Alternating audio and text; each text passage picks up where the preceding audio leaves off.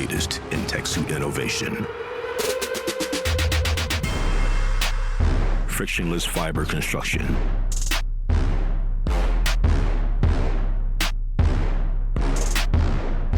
Surface lift technology.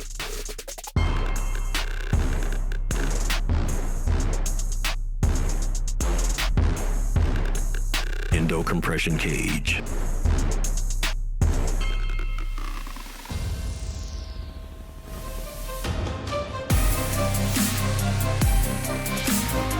Seamless exo shell.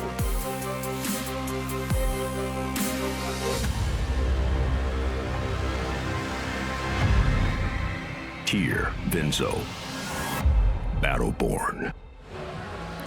A very good evening, ladies and gentlemen. Here we are once again. A very, very happy holidays to you. We are on the way towards Christmas and the New Year, which means only one thing. We're in Ponds Forge and it's Swim England National Winter Championships 2019. Stephen Jameson here with you once again this year, alongside the one and only James Goddard. James, pleasure to have you with us. Good afternoon.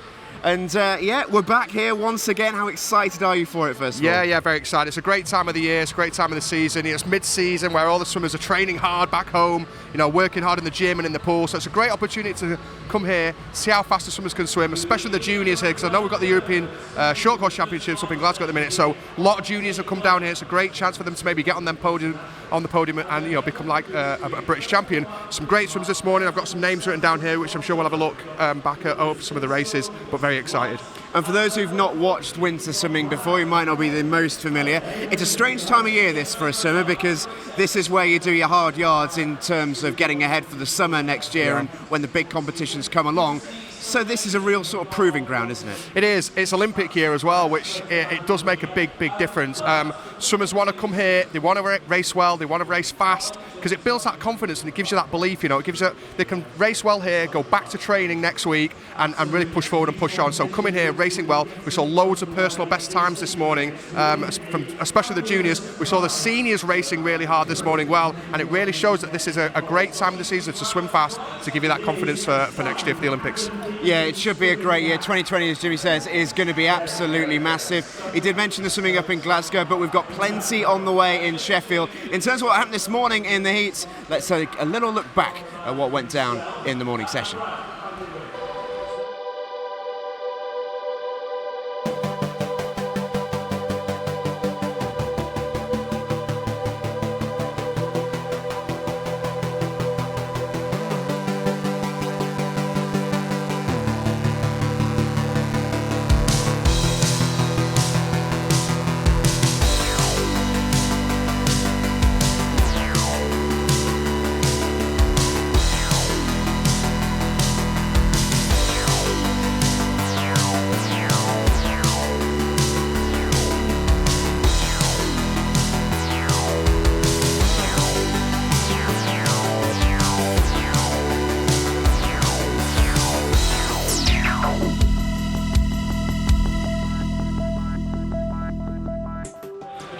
You can see plenty of great action this morning and a real dusting off the cobwebs for a lot of these swimmers, because whilst action seems to have been relentless this year, they have had a little bit of a break. Their first time back in proper competition, and sometimes it just takes that little bit of getting used to.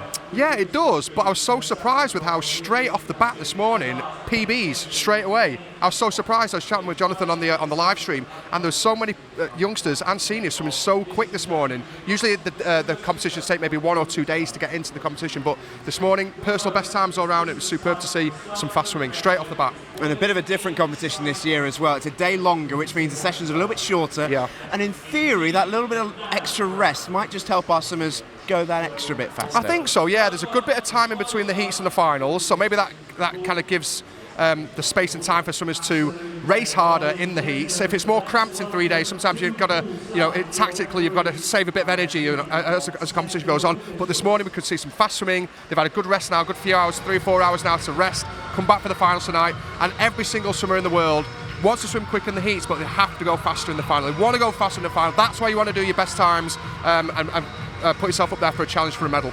Well, we can see our officials just making their way out down below us. And a big moment this for plenty of our swimmers. And we mentioned it's a good one for the youngsters, this event. It's sort of easy to forget that. for a lot of these swimmers, this may well be their first ever national final they're competing in tonight, and that's a huge moment. I'm sure you still remember yours all those years ago. Yeah. It is a big moment, that, isn't it? Yeah, I miss it. I miss being a junior, actually. It sounds kind of strange, but I do miss being a junior, turning up to these competitions. And, the juniors have got nothing to lose here. They've got absolutely nothing to lose in terms of what they do in the pool. They need to challenge some of the seniors. There's not as many seniors as we'd like here, obviously, but there are some top quality seniors, and the juniors really need to step up. And, I think I've got nothing to lose. I'm going to go for it and really push themselves tonight in the final. Yeah, it really should be a belter. Starters and the referees just being introduced to the crowd here down on the pool deck. Decent crowd gathering in behind us as well, and plenty of athletes, of course, sticking around to cheer on their swimmers. We're expecting some lights fantastic tonight as well. We're really ramping up the atmosphere here in Ponds Forge, and here is what you can look forward to a little bit later on. This is what's coming up here at the Swim England Winter Nationals 2019, day number 1. We kick off with the 200 IM. Jimmy, a race very close to your heart. Yeah. I mean, it's I've got the British record. I don't want to big myself up too much, but I think it's going to be safe. But we've got some good swimmers in there. It's a pretty tight field as well. We saw James McFadden, the fastest qualifier this morning. He'll be in the centre of the pool. Right next to him, Jacob Goodman from Millfield, and then we've got another lad on the other side, James Brown. Those 3 lads are on 2 minutes this morning, so absolutely, less than half a second separating. Actually, less than 0.1 of a second separating those first 3 lads. So it could be a really tight race. Perhaps somebody was saving a little bit of energy this morning. James McFadden's personal best is 1:58.8. So maybe he was reserving something a little bit this morning. And we'll see how they go tonight. But yeah, looking forward to that one. Then we've got the women's 100 backstroke, followed by the men's 100 fly, and the women's 100 fly as well. And then we reach the halfway point with the men's 100 metre breaststroke. And we come then with page number 2, and this will wrap up the day for us here. Women's 200 IM is then followed by the men's at 50 free and the women's 50 breast. Bit of splash and dash. What else in the short course pool? We then round off the night with the men's 400 free start, the women's 100 free, and then the medley relay for the men as well. That's going to be a pretty entertaining end to hopefully a very entertaining evening. Yeah, absolutely. We saw Abby Woods from this morning in the 200 IM, and she looks pretty special actually. 2:07 this morning, 2:07.4, and she's one of our senior swimmers, by the way. 3 100ths off her personal best time this morning. So we could see how hard people were racing this morning. Let's see. I'm hoping she comes back and does, to do the final tonight and try and get under that 2:07 marker. But you can see just how hard people are swimming. Yeah, I saw Abby Wood warming up, and she looked very, very relaxed, very happy. For those more experienced swimmers, this really is a good opportunity just to get out there and see what they've got. There's going to be no nerves, and that's almost what it should be for all of our swimmers. We've mentioned what it's like for the younger ones, but for the older ones, it's not their biggest event of the year. Yeah. We know that. They've been here before, time and time again. No nerves, just go out and swim quick. Sometimes you swim your quickest doing that, actually, when that pressure's kind of off and you can relax in your swimming a little bit more. And you've got the fallbacker saying, well, I'm in heavy training anyway, if it doesn't quite go well. Yeah, it goes both ways, yeah. If it goes badly, I'm in heavy training. There's no taper, all that sort of stuff. I didn't shave down. But no, but it is a great chance for people to go. And listen, we're in Sheffield, we're in Ponds Forge. This is a quick pool, by the way. And I'm not just saying that in terms of, it's a quick pool in terms of the world. This is a really quick pool. We've had some big competitions here, long course and short course. It's proven to be a rapid pool, so there's no excuses for the swimmers. We can get in, absolutely give it their best shot. And why not? Go for PBs, go for British records, why not? And we are less than 6 seconds away from meeting our first athletes of the day. We're hearing Mariah Carey, a bit of Christmas music inside the pool. It is, of course, coming up to Christmas, and what a big year 2020 is set to be. We already can't help but look ahead for the new year. It is, of course, an Olympic and Paralympic year in Tokyo. There are plenty of swimmers, some of them here tonight, who are anxious, desperate to get onto that podium as the lights go off inside Ponds Forge. Yeah, there's quite a good atmosphere tonight. Yeah, there's quite a good atmosphere tonight, and with the lights, and I don't know whether they're taking a little leaf out of the ISL, but it's great to have this atmosphere, to get the lights going. It makes it a little bit more special, and it does make a big difference for the swimmers. When swimmers see stuff like this, it does give them a bit of an extra buzz and give them a bit more extra adrenaline, so let's expect some fast swimming. Yeah, we've seen Mariah Carey mixing with a little bit of trap music here, I think it's going down a treat, ladies and gents, trust me. But yeah, just going back to that Olympic year, you remember what it was like that year before the Olympics. I know you went to multiple.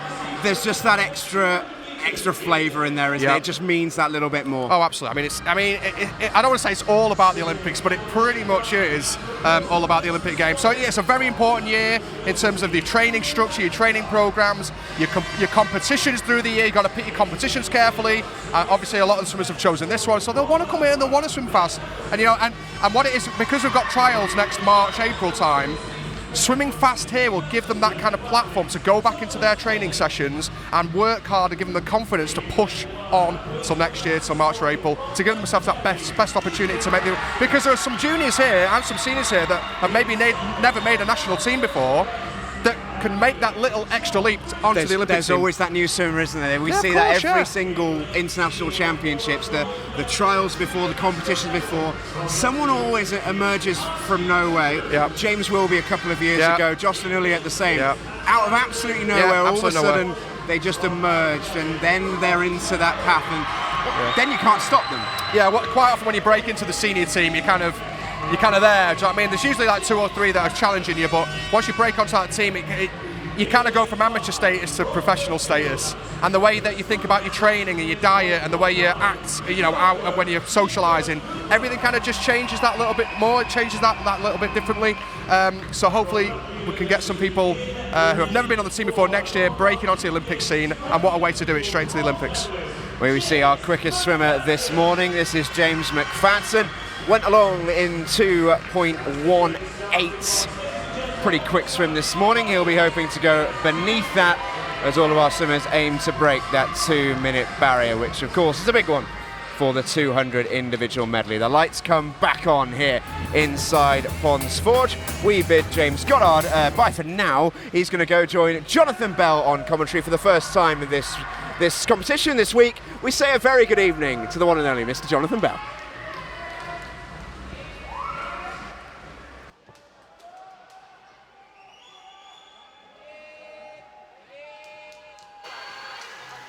A very good evening to everyone watching the first of tonight's finals, being the men's 200 IM final. And a great atmosphere in Ponds Forge tonight as well. Some really good support for our 10 swimmers taking part in this final. A final which sees quite an open pool. Based on this morning's heats, it really is one that is up for grabs. Who's going to take it? We will soon find out. James Goddard, really, watching this, with the expertise you've got in this event, what is to look out for a good swim? Yeah, I mean, the big thing for me was who was saving some energy this morning. James McFadden's fastest qualifier on paper, 1:58.8 was his entry time, went 2 minutes 0.1 this morning. So we'll just have a little look and see if anyone was saving anything. I expect a tight race, to be fair, and we can see down the first 50 it's pretty tight. Jacob Goodman, 25.4 down the first 50. That's not bad, that's pretty quick down the first 50. 19-year-old from Millfield. I think most of the action is going to be in the centre of the pool, but I think it's really important to make a statement here. I know we're talking about it being short course and it's Olympic year, obviously long course, but still winning and getting that little edge over your competitor is so important, so valuable. You can see the 2 different turns there. McFadden doing the flip turn and Goodman doing the touch turn, and you can see the difference. If you can get that flip turn right, you can get half a body length from the rest of your competitors. Well, this race rattling by past the halfway point, and it seems to be going to form as well. But you can see the lanes, of course, here going from 9 to 0 from the near side to the far side, and it is lane 4. James McFadden, who can go quicker than he did this morning, and he's showing that as well. British Summer silver medalist this year, and he's looking to go one better and looks well capable of doing that. Look at that now, 1.2 he's got over James Brown. Yeah, the importance of the breaststroke leg, isn't it? That's the importance of having a strong breaststroke. If you've got a weak breaststroke on the IM, you're going to really struggle on a national and especially an international stage. But wonderful breaststroke leg from McFadden, looking strong on his front crawl as well. It looks like he's going to win and become British short course champion. Final push from him, pushed by his Loughborough teammate, but James McFadden 1:56.38 and a big PB as well. You mentioned James, it's about those who can save the big performance for the finals, and James McFadden has done just that. James Brown second, and Jacob Goodman will get bronze. Yeah, we've got the official results up on the scoreboard there. McFadden gold, Brown silver, Goodman bronze, and Jacob Goodman nipping under the 2-minute marker as well for the first time, 1:59.0. Just struggled a little bit on the breaststroke, but came back strong on his freestyle. So some breaststroke work to be done for the Millfield swimmer. But there we have it, 1:56. Very, very solid time. I'm sure he'll be happy with that. Whenever you do a personal best time, you've got to be happy with your swim. I mean, that's why swimmers swim is, well, one of the reasons why is to get them personal best times.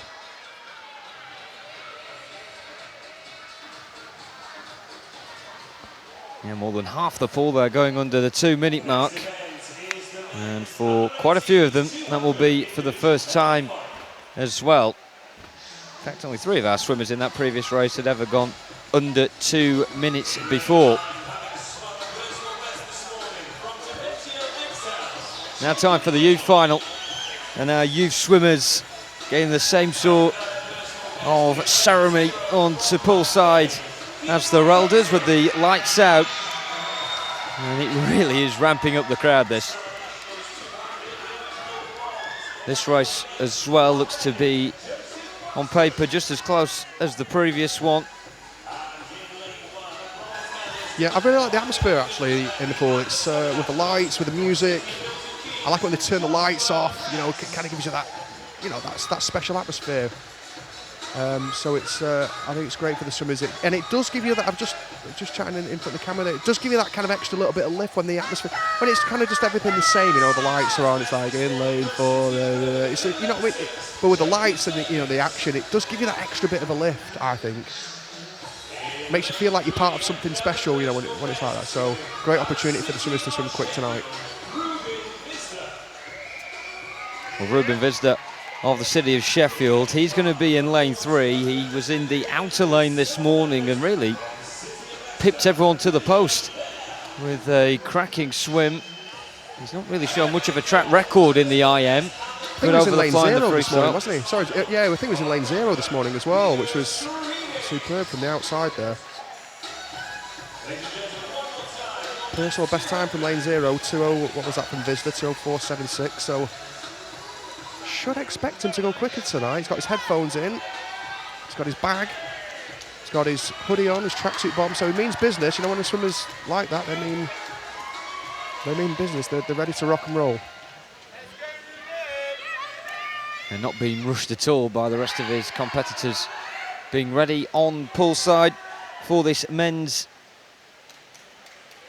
youth final in the 200-metre individual medley event. From 9-0, from the near side to the far, Whittle, Buxton, Kendrick, Davis, Bell, Greening, Visda, Skelton, Press and Thompson.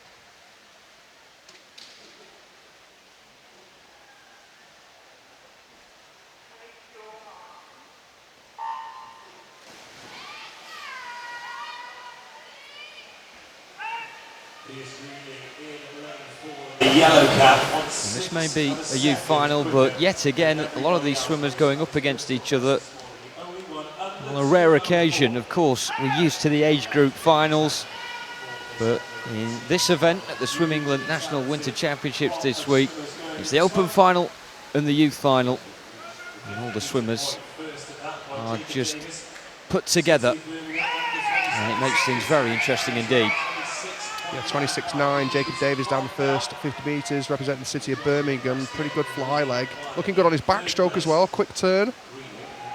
Using that underwater, yeah, pretty good, 10 metres, very nice. So, very strong first 100 metres actually from lane number 6. Doing his touch turn. I would love more swimmers to be able to perfect this flip turn.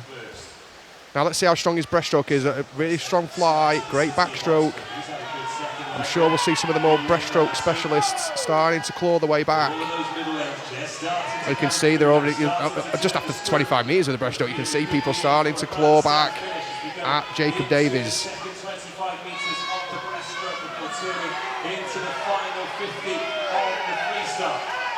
Well, William Bell in particular of City of Leicester has really put it in the hard work here to try and claw this back. You can see Bell turning there, and you can see in the top right just how close behind Jacob Davis he's managed to make that turn as well. This one threatens to go right down to the wire. Yeah, Jacob Davis, still looking strong. Nice turn from William Bell, actually. So it's going to be these two for the gold and silver for the youth final. Really going to be close. It's going to be just on the touch. It is going to be William Bell. He overtakes him down the last 25 metres from the City of Leicester. Apologies. Jacob Davis touching in second. In third place on the screen, it looks like Pierce Greening from Cockermouth. 201.73 though for William Bell. Yeah, that's another personal best. Not much emotion on the face of William Bell, but a cracking swim, a cracking second half to that individual medley as well. Yeah, you can really see the difference on the breaststroke. Couldn't you on this one? Jacob Davies, superb flying backstroke, and then the breaststroke, people started to just claw him back a little bit. You can see the breaststroke leg here. People starting to run him down.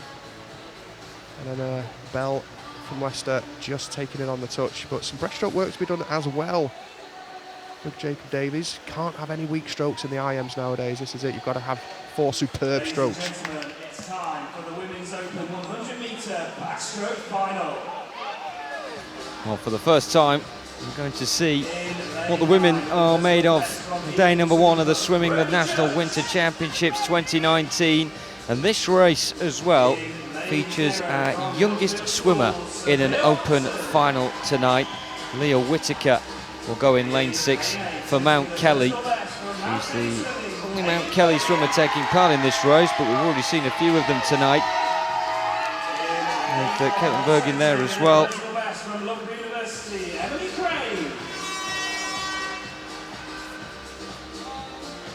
In lane 7 from the University of Birmingham, Jessica Shaw. In lane 3, 5 PBs from these swimmers from earlier on today, and Isabella Hindley with the best of them from Brompton, running up in the quickest lane, 58.92. And you always are wondering, as we see Leah Whitaker there, the 14-year-old, almost having to glint there with the shining lights booming at her. She is in the spotlight. She is the youngest one tonight in an open final, and that is testament to her and her team. Yeah, she'll love it. I mean, it's great making the junior finals, but you want to make the senior final even as a junior, even as a 14-year-old. You want to be in the senior final. You want to be with the big guns. And she's not just with the big guns. She's in lane 6, so she has one of the centre lanes as well. Put herself in a great chance, great spot to challenge the likes of Chloe Goulding and Isabel Hindley. And Leah Whitaker actually has been under the minute mark. Can she go 58 tonight? I think if she goes 58 tonight, she's in for a shout. Certainly of a medal.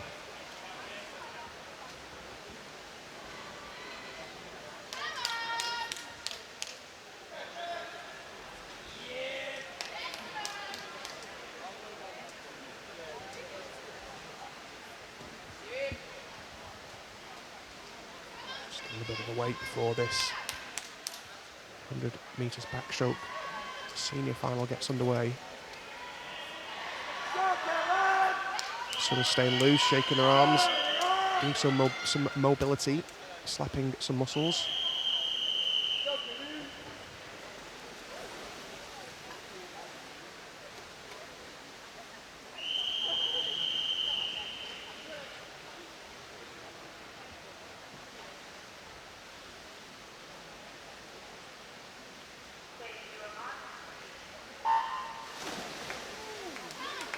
Elizabeth Simmons with the British record in this event, 56.35. We suspect the time around 58.5 will be enough to get a gold in this event. Mentioned Isabella Hindley, who managed to swim 58.92 earlier on. That was a PB for her. Chloe Goulding in lane 5 of City of Manchester Aquatic can go quicker, and she cruised through in her heat this morning as well. You suspect that she will be putting the foot on the pedal that little bit more tonight. Emily Crane with the best start, but of course a lot can change. Massive underwater from lane 5, Chloe Goulding, City of Manchester, absolutely destroyed everyone on that halfway turn. Let's see the underwater here. Look at her there, lane 5, Chloe Goulding. Look how she stays under. This is the importance of the underwater work, and it's going to win her the race as well. Beautiful underwater work. There it is, nice finish as well. 57.84 for Chloe Goulding. Very, very mature swim. Controlled first 50 and then absolutely blew everyone else out of the water on the turns. Well, a big smile shared between Chloe Goulding and Isabella Hindley at the end of that one. They'll be sharing a podium later on as well. Goulding will have the gold and Isabella Hindley with silver. Lauren Cox getting bronze there. The top 3 all under 59 seconds. And Chloe Goulding under 58 for the first time. Very nice swim. Great start to the final sessions tonight as well. People breaking barriers, doing personal best times. Yeah, it's a smashing swim from the City of Manchester aquatic swimmer. Yeah, very good. First women's senior race of the night as well. The youth final to come. Ladies and gentlemen, it's now time for the women's youth 100-metre backstroke final.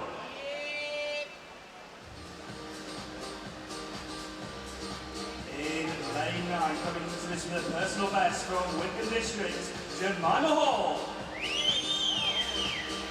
In lane 0, Here are the competitors for the women's junior final. That previous race didn't quite work out for Leah Whittaker. On the wrong side of the minute mark for her, but no doubt an achievement to get to the senior final nevertheless.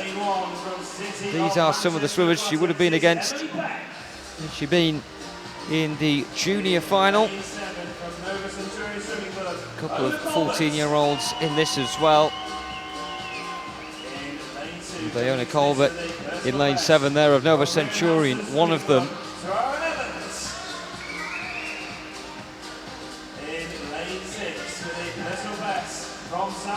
And 3 of our fastest 4 in this final, getting PBs earlier on today as well, including the fastest of them, Caitlin Ebbidge of Tunbridge, 101.67.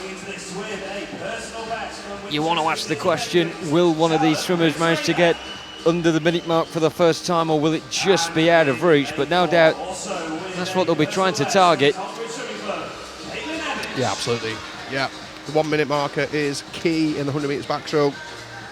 This is the women's youth 100-metre backstroke Each final. was 101 this morning, 2 of them doing personal best times. Heather Whitcomb from Soundwell Swimming Club, 102.02, personal best this morning. So it's fantastic to see so many swimmers swimming quick for the heats. Let's see if they can step up again.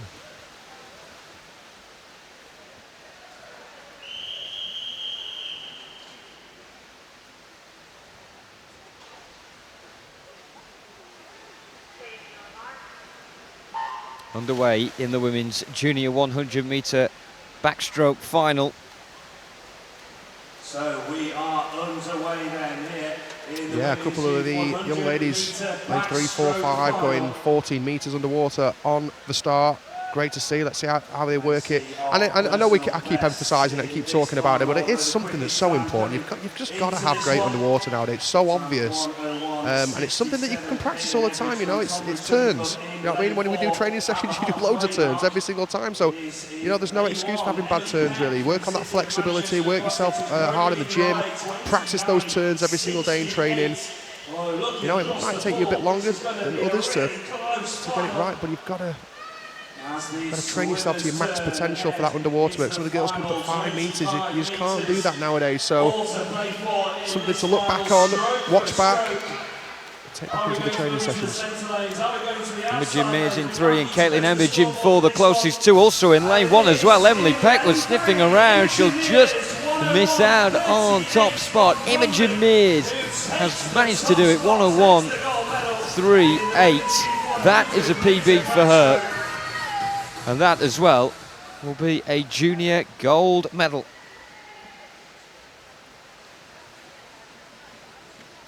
Yeah, very nice swim. Pretty close. Nice finish as well. She spotted that finish really, really well. So congratulations to Imogen Mears and Bromley Swimming Club, winning the junior final. Well, what a final it was, and there is the confirmation of the results. Imogen Mears, top spots.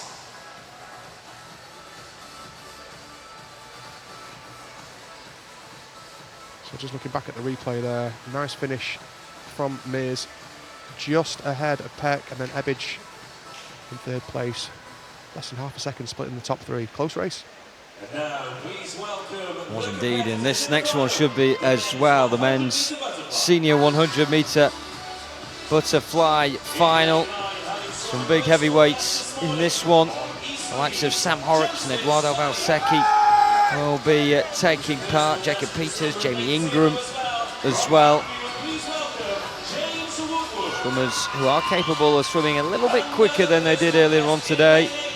But in the final, putting their wits against one another, to expect them just to push themselves an extra split second quicker. Yeah, I'd expect a really close race actually from this one. Sam Horrocks 52.8. We know he can go quicker. He's been a 51 point. Eduardo Valsecchi from Plymouth 51.7. Massive personal best this morning. So that puts him in the centre of the pool. Jacob Peters, he's been 51 as well, I believe. So I would expect a very close race in this senior final. In lane 6 from City of Manchester Aquatics, Jamie Ingram. See Jamie Ingram there of City of Manchester Aquatics. There's 3 from his team taking part in this. Sam Horrocks, another one of them, who got silver at the British Summers this year in this event. Of course, that was long course. Earlier on today, he got a season's best of 52.86, but our 2 quickest now. Jacob Peters there of Poole and Eduardo Valsecchi of Plymouth Leander. He got a PB earlier at 51.79. The middle lane so far tonight being made up of one swimmer that seems to have got a PB and the other one that can swim quicker. Will it go with current form and momentum? Or will it go with the swimmer who has shown it time and time before? Looking pretty stacked, some of these swimmers as well. And we know Sam Horrocks is a big lad. He's very he's not that tall, but he's really stocky. Obviously works hard in the gym. This morning, the butterfly swimmers usually big upper bodies, big shoulders. It's a big, powerful stroke. Let's see how we get on here.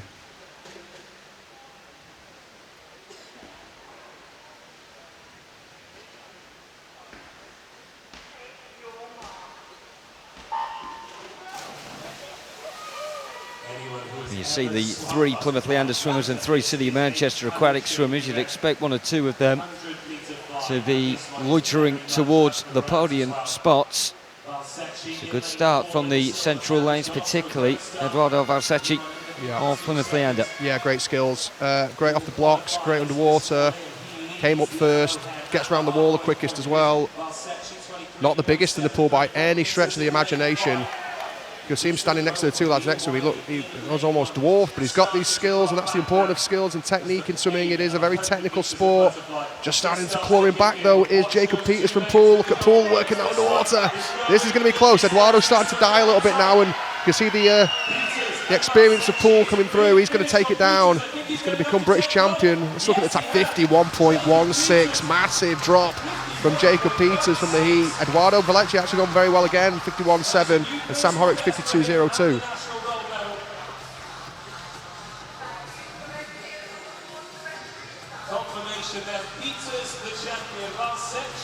A national medal then for Jacob Peters, who defeats the trio of Plymouth and the trio of City of Manchester Aquatic swimmers that come behind him and make up the rest of the spots going down to 7th. A really accomplished display and a great finish.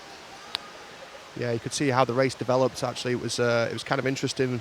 Valsecchi going out so quick down that first 50, but Jacob Peters kind of Again, we talked about this cat and mouse. It kind of just held on the hip of Vecchia, then Peters down at last 25, turned on the afterburners and brought it home for a very strong finish. Just while the athletes do the pool, a reminder, we want you to get involved. The hashtag to use is SE Swimming. A great start to tonight's swimming.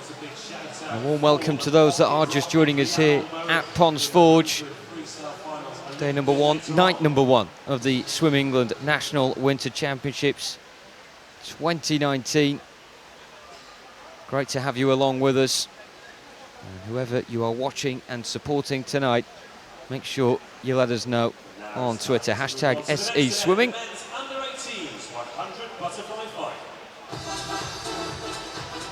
Some of your tweets to come a little bit later on, but for now we move on to the men's juniors for the 100 fly. It was a personal best for the man in lane 0 as well.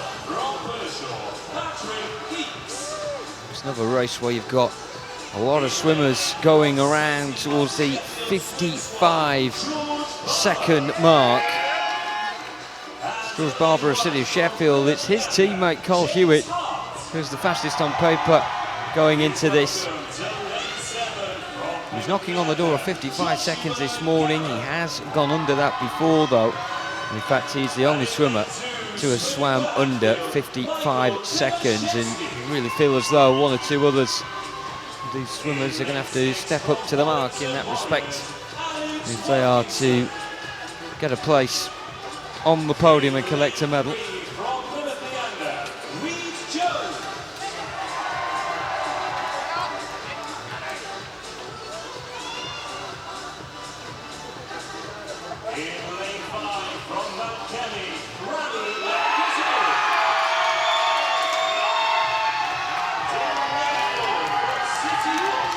Well, Rami Al-Ghaziri of Mount Kelly getting a great reception, and we're really close in our commentary position to where the Mount Kelly team are. And they've been very, very vocal tonight, and that support very important. You can hear it when you're in the pool. Yeah, Mount Kelly got a lot to shout about nowadays.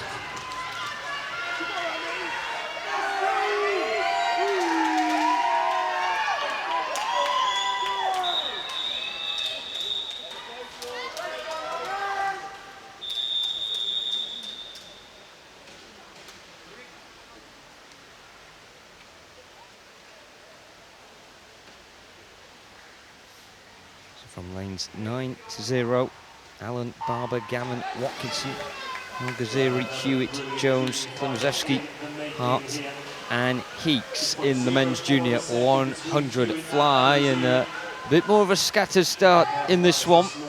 0.9, if my maths is correct, 0.99 separating all 10 swimmers. Doesn't look like at the minute, because down the first 50, what a start again from Reed Jones. I mean, we saw it in the previous heat, we saw his teammate in the previous heat go out like a rocket as well, but can he hold on? It's like the Plymouth Joshua Gammon. Apologies, it's the other Plymouth Reed Jones actually going out like an absolute rocket. It seems like Plymouth that's their kind of their tactic. Get out there quick, get out there fast, try and blow the rest of the field away. Starting to tie up, you can see it now, can't you? That stroke starting to get shorter and shorter, and that's letting Cole Hewitt, the local lad, come through. And look at this on the finish. There it is, Cole Hewitt, 54.10. And a Sheffield 1-3 as well. It was a bit of a steal there from Team Steel, with Cole Hewitt coming in, and that's what it means to him. He must have had Reed Jones in his sights so as he turned for home, knew he could get him, and that relief as you get to the wall and you're able to do it, visible for us all to see. Yeah, sometimes amazing to see how somebody could be so far ahead at 50 and just get reeled in. We could see Reed Jones as maybe a body length ahead of the rest of the field at 50. And then he starts to tie up in time. So he's maybe just got to look at his tactics a little bit. You know, I think he just rushed it a little bit too much down that first 50 metres, and then Cole Hewitt timed it perfectly.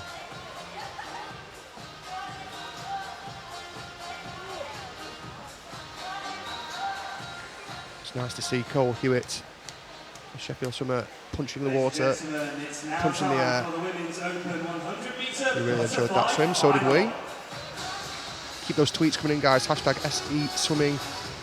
And we'll keep giving everybody a shout out. We've got a few already, especially from Reading Swimming Club. big shout out to Reading Swimming Club. We'll give you a shout as the finals progress. In lane 8, entering with a personal best from the City of Leeds, Isabel Goodwin. In lane 1, also with a personal best from City of Manchester Aquatics, Jessica Calderbank. I think it's fair to say when you look on the hashtag SC Swimming that the light show has gone down the tree. That is for sure. And it's not affected performances.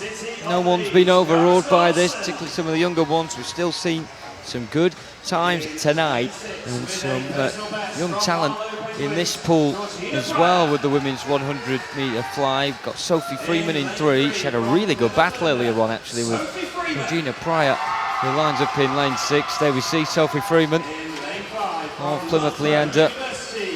But also in that 15-year bracket, you've got Isabel Goodwin of City of Leeds in 8 and 16-year-old Maisie Elliott from City of Leicester in lane 9. And I suppose some of the seniors that are in this race, they're expected to win it, and there is always the element of that banana skin being in there with a couple of really talented teenagers. I mean, you'd expect Charlotte Atkinson to win it, but I mean, Harriet West, personal best is right in there as well. I mean, the more successful swimmer is Atkinson. She's well established on the senior team. You can see Harriet West, last to come out, taking her time. She doesn't need to rush. Quite often that's the way they do it nowadays, where the fourth, the fastest qualifier who's in lane 4 comes out last. Don't rush. If you're the fastest qualifier to any juniors, if you're last to walk out, you take your time. You're fastest qualifier, you deserve as much time to get ready as everybody else. Take off your hoodie and your trousers and get your hat and goggles sorted at your pace, your time. That's exactly what Harriet West has just done there, showing some good maturity.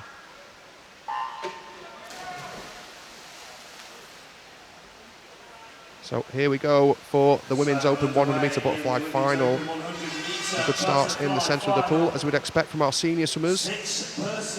Harriet West probably just turning first. You see she's maybe got half a body length ahead of the rest of the field. Charlotte Atkinson just a little bit down at the minute. Maybe see her come through more as this race progresses, but first 50 metres quick from Harriet West. Really quick indeed, and a half a second advantage she's got over Charlotte Atkinson as well. And this is the event that Harriet West, she got silver in the summer meet as well, the British summer meet in that event. But in this one, she's going to go surely one further, doing really well through the water. Look how tight it is behind her. The two to the left and the two to the right are going to be the ones scrapping for silver and bronze, but gold for Harriet West, 57.46. It's a PB for her as well by 0.29 seconds. Yeah, nothing separating second, third, fourth and fifth though, was there? It's next to nothing. It's Charlotte Atkinson just coming through at the end there, 58.78 and 58.96 for Sophie Freeman to pick up the bronze. So watching the replays back here of Harriet West. Great turns, great underwater, no doubt. She is the winner and British champion.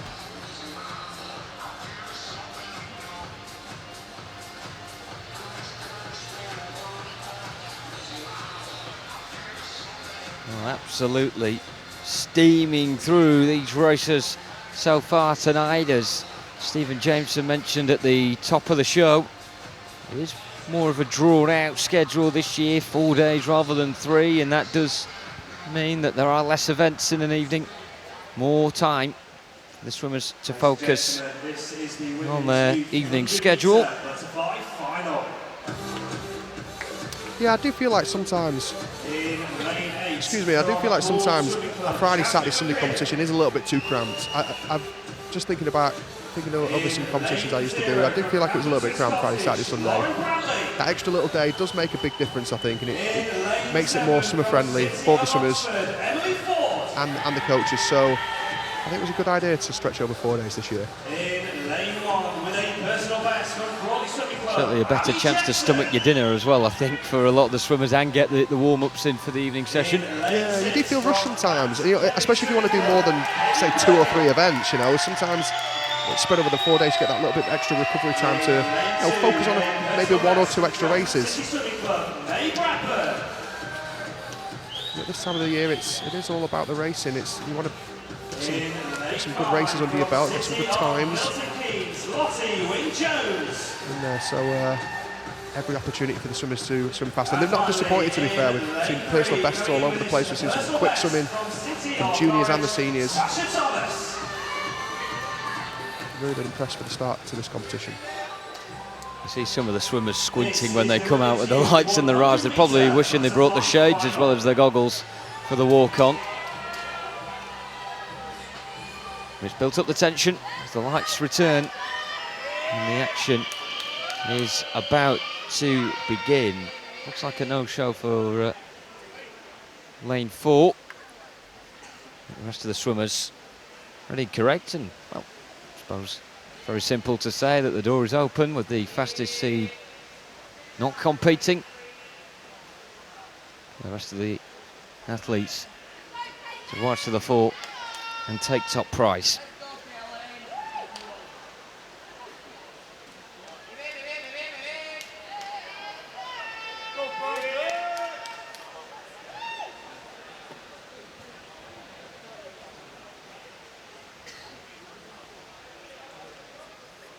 So you can see the swimmers very focused, just waiting for that referee's whistle to allow them to get onto the blocks.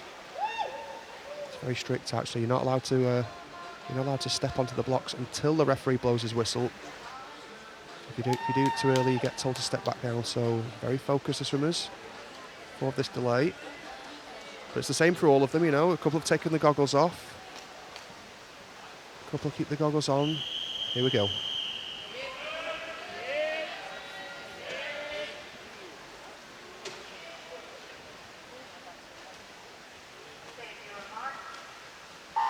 They may be in the youth category still, these swimmers, but they'll be used to those delays and they'll know how to deal with them.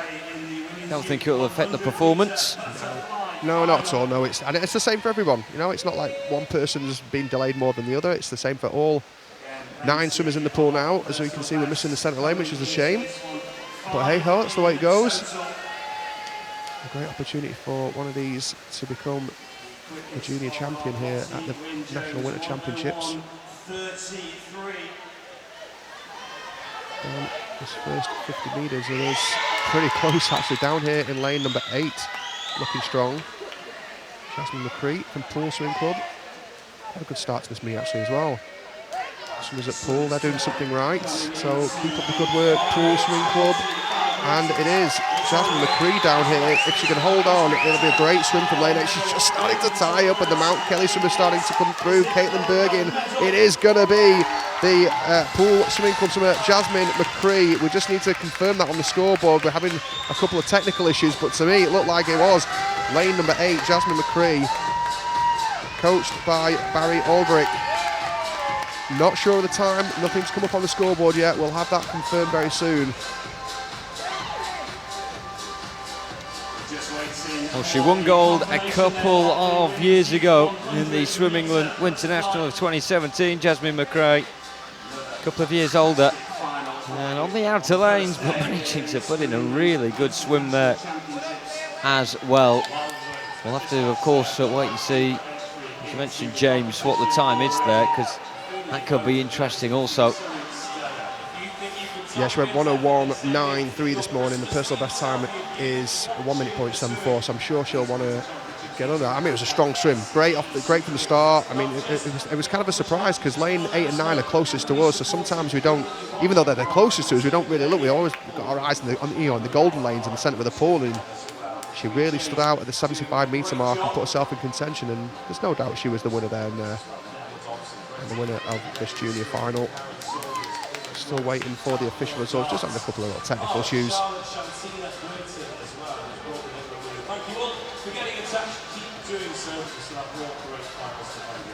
Worth mentioning as well tonight that it's not just gold medals on offer for our winners. There's quite a few memorial trophies, commemorative trophies that are on offer for our winners that will be presented, of course, in the medal presentations over the course of the evening.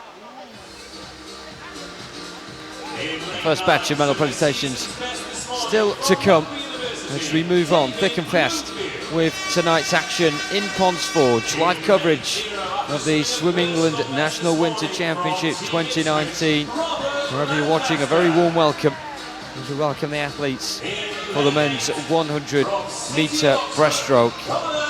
And these names that we're seeing now, some very familiar indeed. Always come back year after year to these national meets and put on some titanic performances. Lawrence Palmer of Putteries, David Murphy of Loughborough.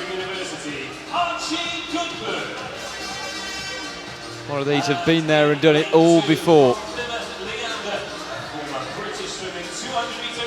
Just seen Archie Goodman walk out is a very good all-round swimmer. PB this morning, a minute point 80. Nice to see some Portsmouth North Sea swimmers emerging now as well. When I was a junior, they had a short course competition. And it was always a fantastic meet in Stockport's calendar. We'd go down, get the pom-poms out, get the face paints on, and the best supporting club always won a prize, and that would it was always Stockport. We would always win it, and that would pay for all the swimmers going to the pier, onto the Portsmouth pier. We'd go, on the rides and the waltzes and the roller coasters. So it was a great meet down there at Portsmouth. Not heard of many swimmers over recent years, so it's great to see Neil Redmond and the Portsmouth North Sea Swimming Club team here and representing. So probably their most famous swimmer, Katie Sexton, who won a gold medal at the World Championships back in 2003. Fantastic 200 metre backstroke swimmer out of Portsmouth.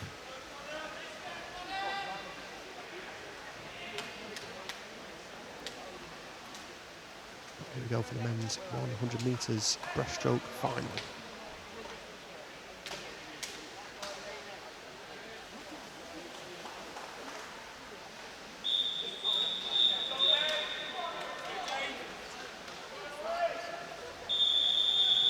There are some of our older swimmers taking part in this race. By that, talking 20 to 25. Lawrence Palmer as well, 27. So old. Well, to be fair to Lawrence Palmer, he is 26 for another week or two. Now we'll let him off then. To be 27 again, eh? Although you're nowhere near 20. How old are you nowadays? What are you? You're a lot younger than me, aren't you? Hey, to be 27 again. Well, let's focus on this final of the men's from the breaststroke. All the action's in the centre of the pool at the minute. We've got that bright orange hat of Putteries Swimming Club. And that is Lawrence Palmer. Big fly kick with his pull out, which is allowed nowadays. 27.2 down the first 50 metres. Looking powerful and strong, the Putteries swimmer. It's all going to be won, obviously, kind of obvious to say, but it's all going to be won down this last 25. They turn identically. Murphy v Palmer down this last 25. Superb turn from Murphy, though. Really showing a powerful underwater work on that turn, and that's what's won him this race. It is going to be Murphy, 58.23. Big drop off from the heats this morning. He's going to be the national champion. Palmer with silver, and a good swim down here in lane number 7 from Archie Goodburn. Mentioned him this earlier before the race. 59.24, taking the bronze. Yeah, and Archie Goodburn under a minute for the first time as well. 2 PBs in a day for him. That is not really the norm. More of our seniors, so a great swim for him. David Murphy, once again, managing to battle his way to the top of the ladder. Yeah, it was all one on that last turn as well. Murphy, they turned identically as well. Palmer and Murphy turned, they touched at exactly the same time, but that underwater work, big, powerful underwater work from Murphy, gave him about half a body length lead, and he kind of just kept that lead down the last 25. He wasn't the fastest swimmer compared to Palmer. It's just that turn that got him the edge. Well, this next race sees us with 10 swimmers, all in a rich vein of form. It's the men's junior 100 metre breaststroke final, and every single one of these swimmers got a PB earlier on today. There's also finished, featured, should I say, Cameron Williams of Dartmoor Darts. who was already the British record holder before this meet, not too long ago either as well. In lane 7, from Plymouth Leander, Filippo Kovaci. From Mount Kenny in lane 2, Oliver Taver. 10 swimmers, 10 personal bests this morning, so you guys are going to be witnessing 10 swimmers in the peak of their lives so far. I know they're only juniors and they're only young, but still.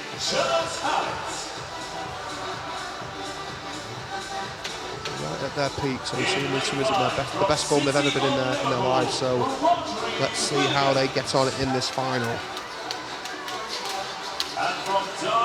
You see Cameron Williams just about to come out now as well. We've certainly made a bit of a song and dance about him in the last couple of winter meets on the live stream.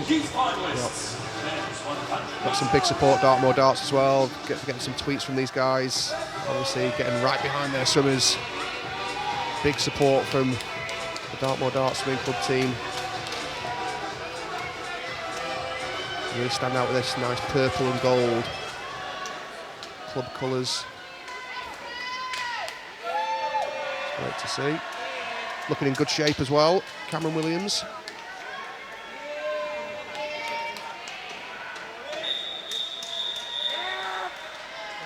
It's going to be close though with Cameron Williams in 4, Roger Williams in 5, Charles Hallett in 3. Just 0.4 of a second separating the top 4 swimmers.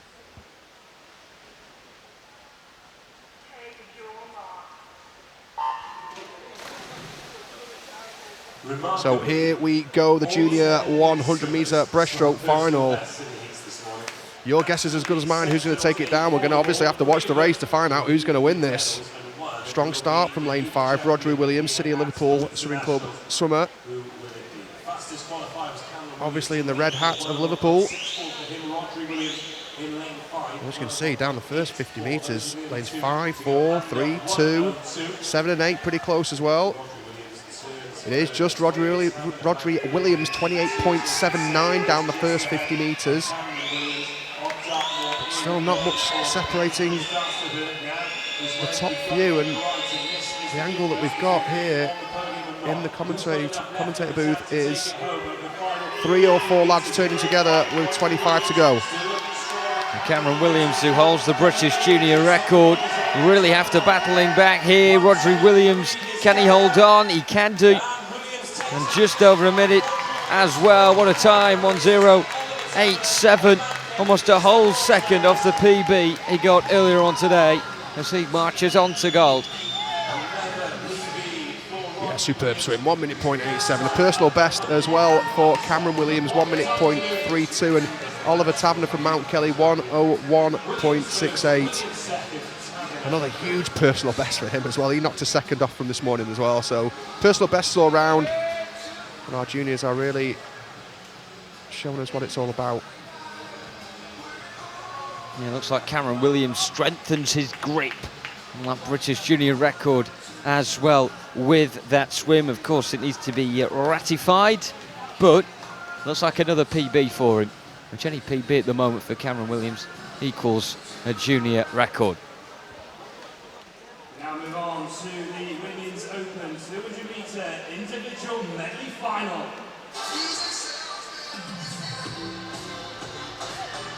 In lane 9, swimming with personal best this morning. As we go back to the women with the 200 IM, of course we had the men's instalment of this right at the top of the show. And it's another pool where you could look across many of the lanes to find your winner. Quite a lot of season's bests involved in this. A couple of PBs of note there as well. Lily Booker in 3 and Sophia Wilson in 2. The 2 Millfield swimmers coming into this race in really good form.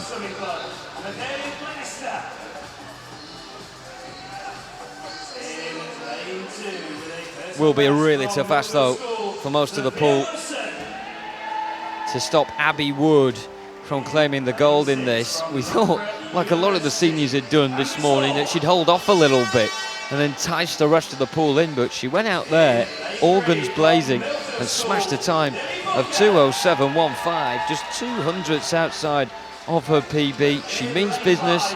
She wants to get a gold in this like she did in the British meet in the summer, and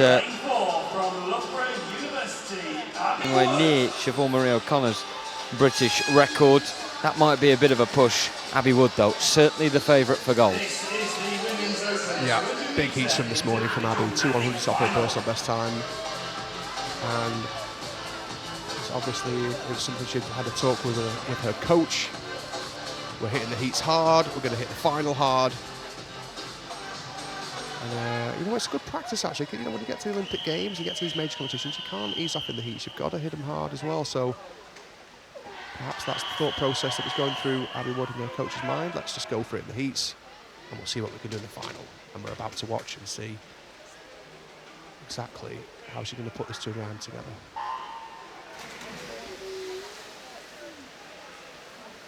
Well, you look at Abby Wood's honours, and she is decorated nationally in the 400 and 200 IM. Even on the European stage as well, on tour events. She really is at her best when she's in the pool and doing these medley events. Yeah, Commonwealth Games finalist actually last year. 7th. So knows how to make a final at a major competition. I mean, there's no doubt she's going to win this final. It's going to be her versus the clock, and for second and third we're going to have to see how the race develops. But you want to see some skills, you want to see some technique. Abby Wood in the centre of the pool is the one to watch. Lane 4 again, Abby Wood currently leading the way as it's Emmys Hall, Loughborough University. Abby's training partner going pretty well in lane 6. At the halfway points, only swimmer under 1 minute. Maybe just about 1.5 seconds behind, but Abby Wood looking strong. I'm sure she's going to want to go and do that 2.7. And if she can do that, that would be a great swim. You can see the British record 2:05.13 from the Olympic silver medalist of Siobhan Marie O'Connor, who is a very skillful swimmer, arguably the most skillful on the British team. So if Abby Wood can get anywhere near that, that would be a superb swim short course. Specials 1:30. They bring this home. She might be put 7 mark, and she's really got to work hard though down this back 50. She's got to come back in 30 seconds, pretty much exactly 30 seconds if she's got a chance of doing it. Yeah, we'll look at the 3 behind her as well, battling for the remaining 2 medals. Candice Hall looks like she's second. It's going to be close between Amy Bell and Lily Booker as well, but Abby Wood, a procession for her, and the eyes firmly fixed on the clock here. She will be over the 2:07 mark, and she'll be over, in fact, accomplished display from Abby Wood. And the target for 2020, certainly for her, will be to get under 2:07. Yeah, nice swim. 2:07.42. Probably not as quick as she would wanted to have gone, but to go 2:07 this morning and 2:07 again tonight, just a couple of seconds off the British records. Very, very solid for this time of the season. That'll give her confidence, actually, to come here and do a personal best time. It's not easy as a senior to come and do personal best times anywhere, especially this time of the year when training's so hard. So Abby Wood, I'm sure, and Dave Hemmings, her coach, will be pleased with a day's job there. You can see her getting out the pool here. Not the biggest swimmer in the world, you know. A lot of the girls here are much taller than her, but she's got the skills. Got 2 out of Abby Wood taking down the gold medal here at the National Winter Championship 2019 for the 200 IM. Now move on to the women's youth 200 metre individual medley final. Well, as ever, great to have you with us for tonight's live coverage of the Swim England National Winter Championships 2019. Moving on to the women's juniors for the 200 IM. Your tweets are still coming in as well. Julie says, so proud of Connor, a season's best to finish 6th in the men's Open 100 breast. Hashtag proud. Portsmouth North Sea tweeting us as well with their update. Neil swimming sub 61 for the second time today, finishing an impressive 8th. Dartmoor let us know that they're loving the light show here tonight as well. Really is a fantastic atmosphere being put on tonight. And Finley, I think Dobbin is mating there as well with a picture on the hashtag SE Swimming with a Merry Christmas from everyone at DRSA.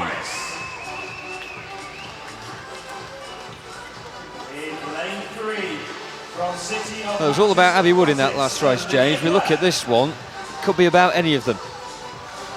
Yeah, really close actually. I was very impressed with Kate Morris this morning, Nova Centurion, 14 years old, in lane number 6, 2:19.21 this morning, so personal best time and the first time under 2:20, so she's one to watch for now and the future. But yeah, so close between all of these swimmers. The fastest qualifier is Charlotte Emery, who's just walked out, 2:18.59 this morning. The slowest qualifier is Marissa Booth, 2:19.98, so 1.4 seconds separating first to 10th from the heats. That's close, that's a really tight final, so let's see if anyone can step up to the plate and take down this junior final.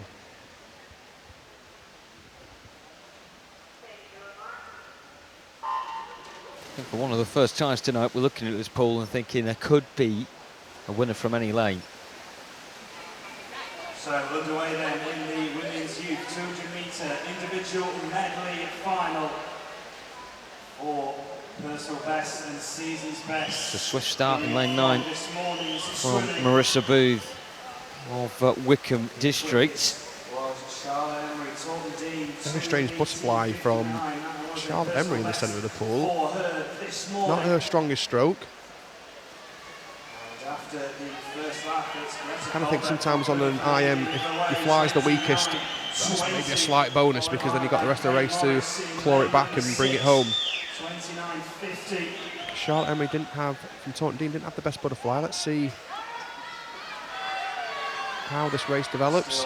It's pretty close still, isn't it, though, between lane 7, 6, 5, 4. Great swim out there from lane 0, so we talked about it could be one from anywhere. At the halfway point, it is going to be lane 0, Lana Brookhoven from Plymouth Leander, 103.77 at the halfway point.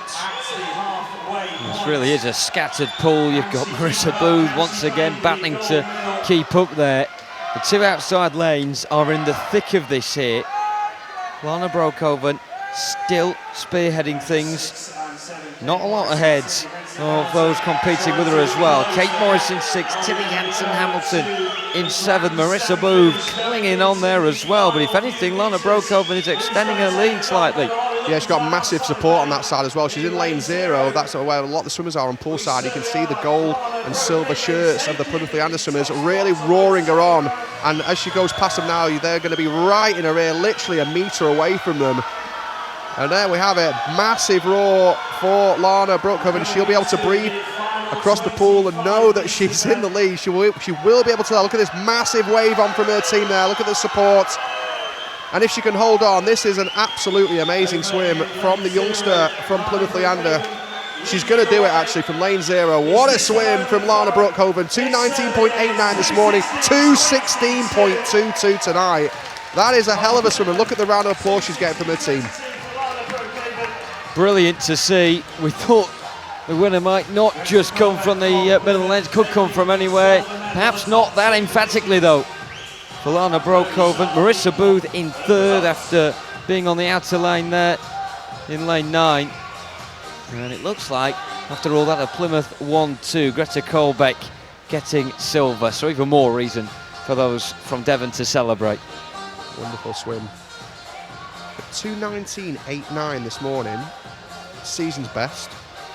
And the personal best is 2:19.73. She's just gone 2:16, some 3.5 seconds off her best time. And look at how she springs over the lane ropes here. We can see her, all the swimmers have been told to come out this other end, so she's had to go from lane 0 all the way to lane 9 to get out across all the 10 lanes, and look at her bouncing over these lane ropes. Mentioned that this morning, didn't we? When a swimmer swam well, because when they get out, they're springing over these lane ropes, dying to get out and see their splits and talk to their coach and talk about their race. So congratulations to her, Plymouth Leander. Greta Colbeck as well, let's give her a shout out. She touched in second place as well, so Plymouth 1-2. And now, ladies and gentlemen, it is the final of the men's 50-metre freestyle. Well, it's going to get very, very fast and frantic very shortly. The men's 50 freestyle final coming up. And as you'd expect, in a race this quick, a large amount of PBs being boasted across the pool. In fact, 8 out of these 10 swimmers got lifetime bests earlier. And the 2 that didn't, they got season's best. Which again makes it interesting. You've got Lewis Clifford Stevenson. Here he is in lane 7 of Romford. He is second quickest on paper, but of course he's outside that middle 4 that were quickest from earlier on today, so maybe he could spring a surprise from that lane.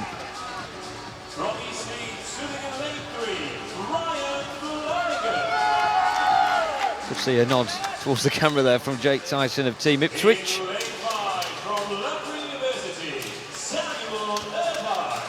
Yeah, always confident people, the sprinters. A different kind of animal to the distance swimmers, very different. It's not often you're literally stood in the spotlight like this, so you might as well milk it. Yeah, Alexander Bowen from the Free University really taking his time. We've talked about this again already, but he's really taking his time, no rush.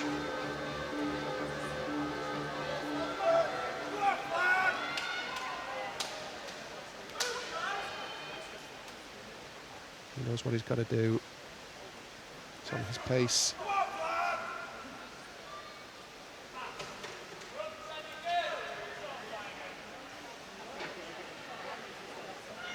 It's interesting actually watching the swimmers behind the blocks, the way they kind of approach the block, prepare themselves for the race. Some stood to the side, some stood behind, some looking down the pool, some not. Great to see here. It's just great to hear some of the crowd as well getting behind the swimmers. There's actually a great atmosphere tonight from the different clubs. So here we go, a clean start actually from all 10 swimmers. Nice start from the centre of the pool as well from Alexander Bowen. Even though he's taking his time, he was so rapid off the blocks there. He's definitely turning first at the 25. Yeah, there's no doubt who the winner's going to be. Alexander Bowen. Really looking quick and smooth, actually. Nice. He almost relaxed into the finish there. Alexander Bowen, 21.47. Huge personal best time for a 50, that by 0.2 of a second, which is big over a 50. So he'll be pleased with that. It is Loughborough University 1 and 2. Alexander Bowen 21.47. Samuel Irvine 22.00, and then the East Leeds swimmer Ryan Flanagan 22.22. All the 2s for the bronze. Yeah, a little shake of the head of Samuel Irvine as he comes towards us to get out of the pool. You cannot be much closer to breaking 22 seconds than that. Yeah, he's never broken it before, as he went 22.17 this morning. And 22.0. That's what the shake of that. I didn't see the shake of that. That's what it'll be for, wasn't it? Yeah, that's exactly what it'll be for. That's how important it is just to dip under certain times. When you say you've been 21.99, it means you can say I've been under 22. You know, now he's been 22.0. You can't say it. He'll get there.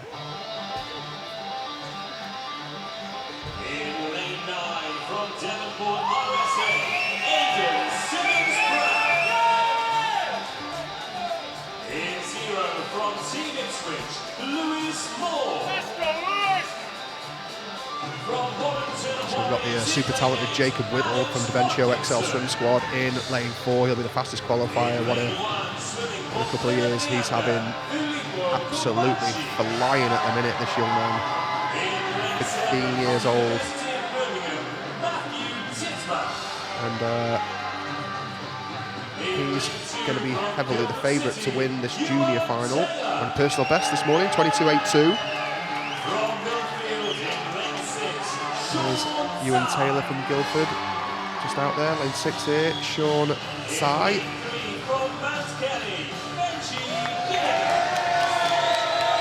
There's Benji Gillingham. Mount Cosumet, 23.36 this morning, personal best time. Anton, personal best time again this morning from Ealing Swimming Club, 23.21. This lad's having a superb couple of years. 15-year-old, 22.82 personal best as well. He's the one to beat.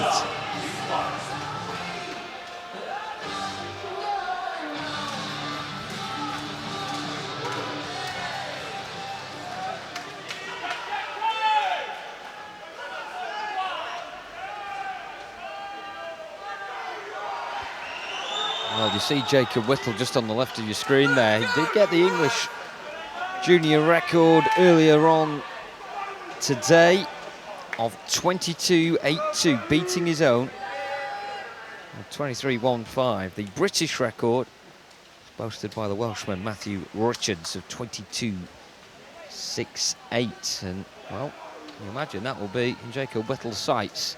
Definitely. Yeah, he'll want that British junior record for sure. He's still young, Jacob, as well. He's still 15. He's only just turned 15. He turned 15 in August. He's making sure he gets one last swig of water as well before he gets into the pool for this. Sorry, September's his birthday. He's even younger.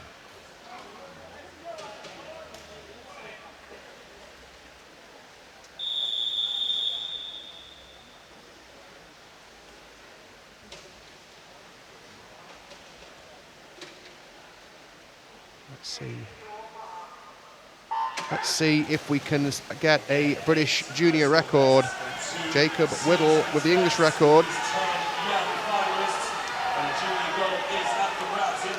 Not turning first though, it is lane 5 turning first. It looked like Anton Akopian from Ealing Swimming Club. But here comes Whittle. Let's see how he finishes. He's going to win it just on the touch. Let's look at the clock. 22.88. Just missing outside that British junior record.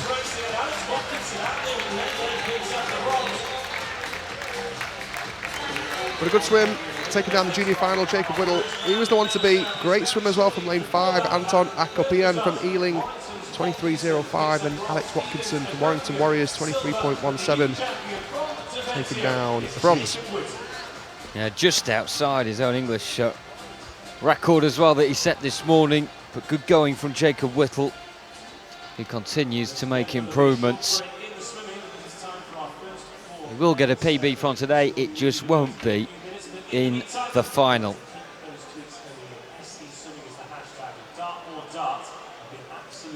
Great to hear from Julie Bryan as well.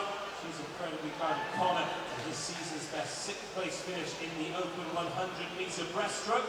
Thanks for tuning in, Julie. Great to have you on board. Great to have you all on board as well. We're just going to take a breather and be back in a few moments. So we bring to a conclusion our first batch of swims tonight, and quite a lot for our studio team of Stephen Jameson and James Goddard to mull over there as we head back to you guys now. Thank you very much, Jonathan. Well, we expected fast, frantic and frenetic. I think it's safe to say, James, we got that already. Absolutely fantastic. Yeah, I mean, just all around the board, some superb swimming. Personal bests all over the place. We've seen some junior records as well being broken. We'll have a little chat about that in a sec as well. Brilliant swimming all around. Yeah, really enjoyed it. Yeah, it's been a really, really quick meet so far. It's almost what we expected it to be.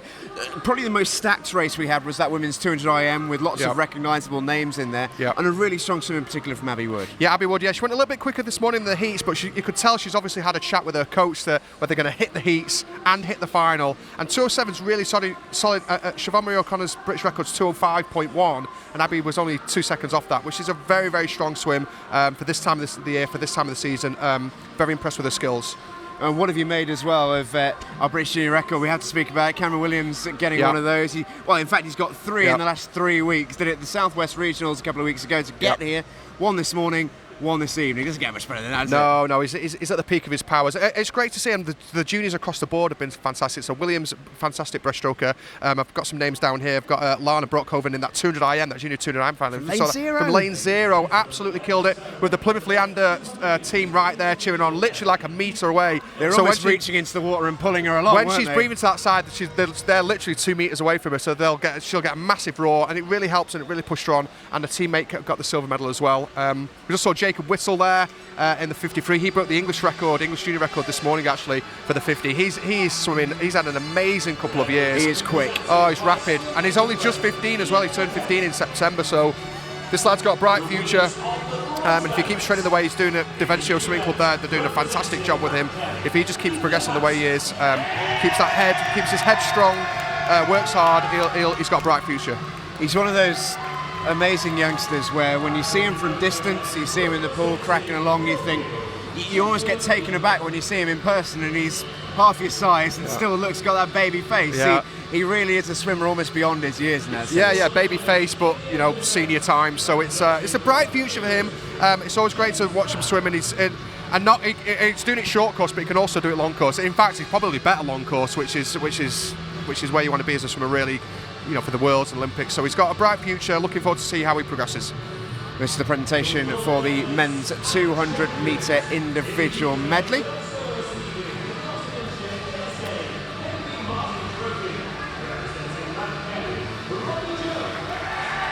It's a big win for Mount Kelly. Robbie Jones, the junior gold for them. And they've been really, really well represented up in the stands. Probably our loudest team here in Ponds Forge so far. Yeah. And they are absolutely buzzing that their man is on top of the podium collecting the junior gold. They've got a lot to rave about, not just on a junior level, but on a senior level. The last couple of years, Mount Kelly, I don't know what they're doing down there. They've got a nice new swimming pool, but they've got great coaches down there, great programme. It's a very positive place to go and train and swim at the minute, and you can see the rewards in these medals and trophies here. And that's what the support means to these swimmers up here. That's why they're so loud, because of the way the club is progressing, because of what they've been doing over the last couple of years. They've got a lot to shout about, and I'm very chuffed for them, very pleased for them. Yeah, it was James McFadden joining Robbie Jones on the podium for Mount Kelly. James McFadden swimming for Loughborough, who of course are well represented as they always are at these meets, and swimming well so far as well. Yeah, James McFadden 156 in his 200 IM, very, very solid. Personal best time. His PB was 158 before today, so he's 2 second personal. that. Yes, personal best all around. Yeah, so he'll be pleased with that 2 second PB at this time of the year is absolutely massive. I talked about it before, but giving them that confidence and that platform to go back to Loughborough now, get back in the training pool and push on in training. And I know obviously they're two very much separate clubs, the National Centre and the Loughborough University Swimming Club, but it must be so beneficial as a university swimmer to be in the same environment as all those amazing swimmers who are at the National Centre there. It is, and something I couldn't have got to where I got in my career without my teammates. And I'm not just talking about the swimmers in the pool, but with the coaching staff, with your physios, with the people around you, with your friends and family. And at Loughborough, they've got that great atmosphere where they've got you've got like some Adam Peaty training a few lanes across, and you got his teammates all there with great coaches and staff. Fantastic pool, a great gym just across the road. So it really sets you up for a great platform at Loughborough to push on and do something great. The presentation here, this time for the women's 100 metres backstroke.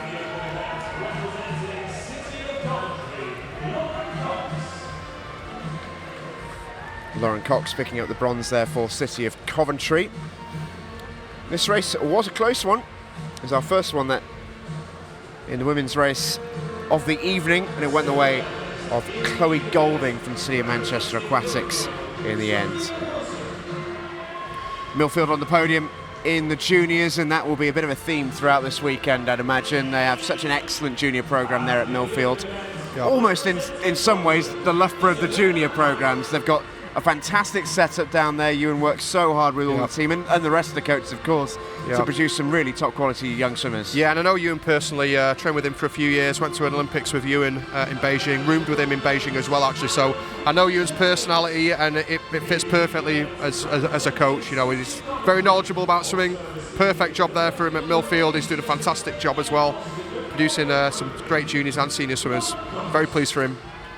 Well, that's an interesting one. Lauren Cox also steps up onto the podium to get the junior gold medal. So not just a senior bronze, but a junior gold as well for Lauren Cox. So big congratulations to the city of Coventry Summit.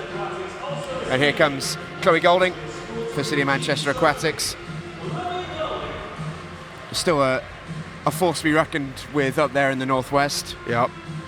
No, Chloe Golding's race tactics were absolutely perfect. Absolutely perfect. The last 2 turns were superb. She nailed that last turn. The way she came off that wall and used that underwater work on all the turns actually just shows the value of the underwater butterfly kick. And Chloe showed it tonight, and that's why she's picked up this gold medal and why she's got that massive smile on her face. Yeah, and when you talk about short course, it almost seems pointless to say, but the turns are so important because you just do twice as many of them. So when you've got that great underwater, you can really work it. It's almost a great practice for your technique when it comes to the long course to really get it nailed. Yeah, definitely. And it is.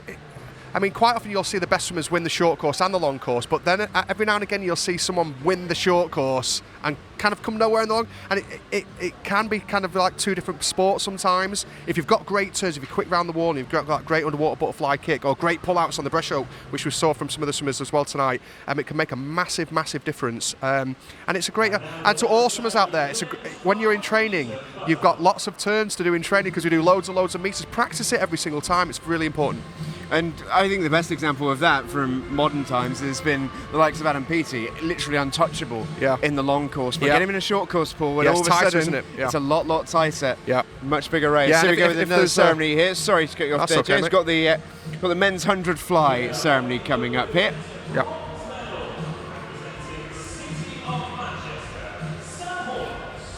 Yeah, Sam Horrocks, very seasoned swimmer. Still got his little goatee going on here. Shaves that off, he'll go a little bit quicker.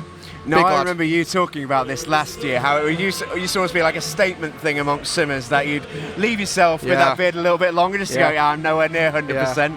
Yeah, you could shave your whole body, like every hair on your body, but leave a little bit of a beard just to say, I'm not fully shaved down here. I've got a little bit extra in the tank here. So if you beat me, I've got that little bit extra. Some of them will do that. You can see Sam's kept his a goatee and a beard in there. Big lad though, Sam. And we've got the Plymouth boys picking up the silvers for the junior and senior respectively.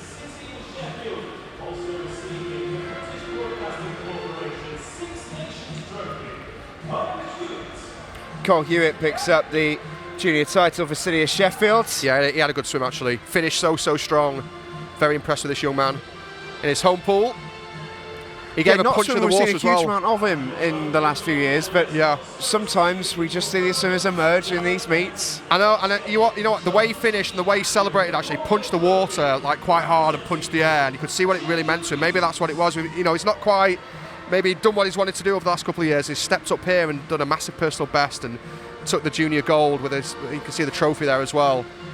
Maybe the celebration kind of represented a little bit of frustration over the last couple of years, maybe. It happens, doesn't it? It builds up. This is Jacob Peters alongside him, swimming for Poole, picking up the win in the senior race in that 100 metres at Butterfly, and some good racing as well in the 100 fly. It was competitive. Very competitive. We quite often see it with the 100s anyway, but it was tough to call into that last 20 metres. Yeah, Jacob Peters timed it perfectly as well. It was in contention at 50, but you could see on that last turn, that last 25, he really turned on the afterburners. He really turned on.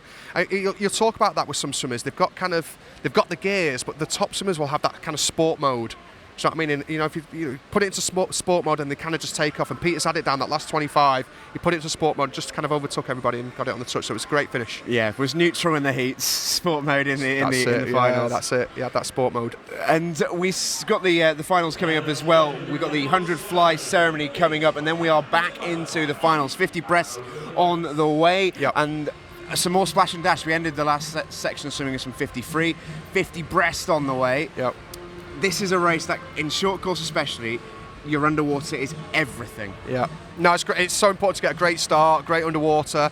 You know, you can do that butterfly leg kick under the water with your pull-out nowadays. You've got to time it right. I mean, it's good. A lot of the swimmers will practice when they're at home. They'll video it. You can do the fly kick at the start of your pull or at the end of your pull. I used to like to do it at the end of the pull, but these guys will have practiced with their coaches and got the time out. So it's really important to get a great start, great underwater, great turns, especially on this 50 where it can make absolutely all the difference. And we'll see the swimmers very shortly showing off their skills. Sophie Freeman picking up the bronze medal for the seniors alongside young City of Peterborough swimmer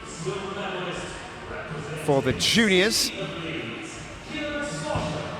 Kira Schlossen has been a regular on these national podiums over the years. Really, really talented junior, and it's starting to get to that point now where when do we see her then take that next step? Charlotte Atkinson, again, a bit of a fixture in the last few years. She picks up a senior silver in this event. Yeah, Charlotte, very nice character, an established senior swimmer now. Maybe looks a little bit sluggish, I think, in this final. Definitely a long course swimmer, Charlotte, I would say. But Charlotte Atkinson will be one of those that's in heavy training right now. You know, 200 fly, 100 200 fly. You know, tough events to train for. She'll be in some hard training.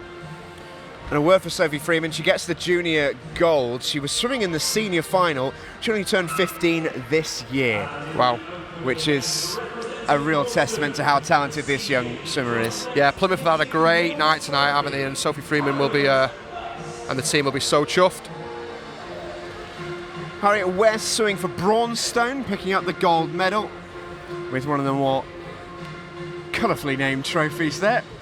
I think our in-venue announced it well to get through all those. Get some nice trophies as well, don't they? I don't remember winning them at this short course. They must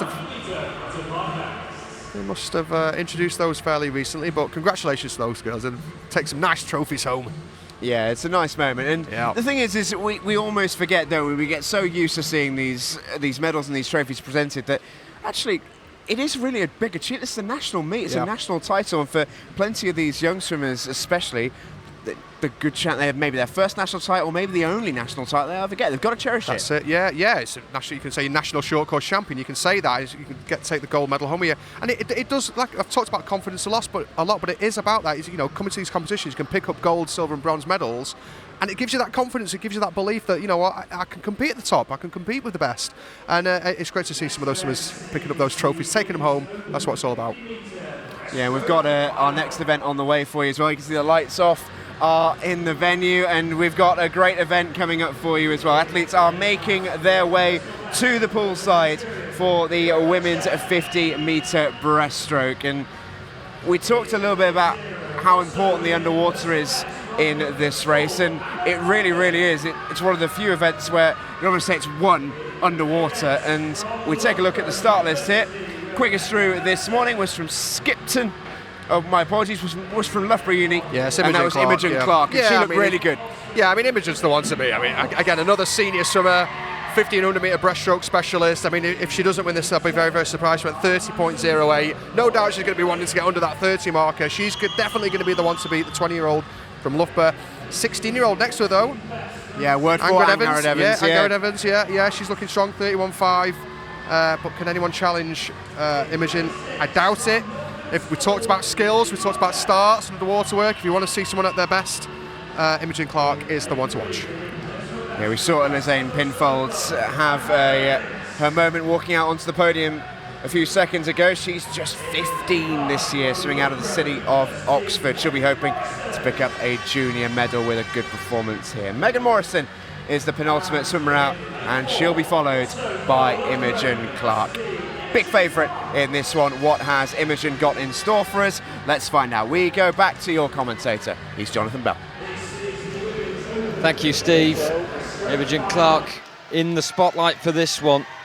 The British record holder in this event with a time of 29.43. She was just over the 30-second mark earlier today. That was still enough to get her as fastest seed in lane 4. How close can Angharad Evans, the 16-year-old in lane 3, or Megan Morrison, the 21-year-old in lane 5, get to her to topple her off top spot? This is the women's 50-metre breaststroke final.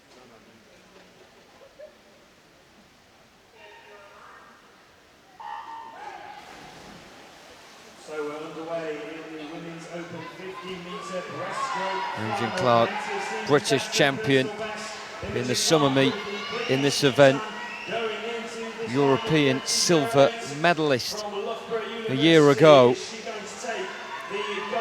Hot favourite for this one as the two black caps of Loughborough University lock horns.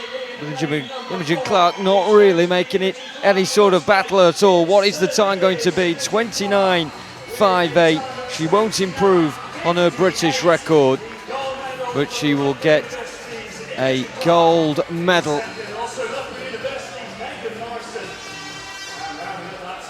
Aaron Evans as well, 31.29, sees her in 4th position. She gets a new PB, but she'll miss out on a junior record in that respect.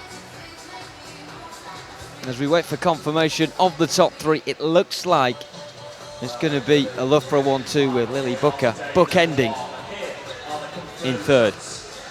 Yeah, nice from Imogen Clark. It's what we expected, really. 29.58, very, very quick, actually. Just 0.15 outside her British record, so I think she'll be fairly pleased with that.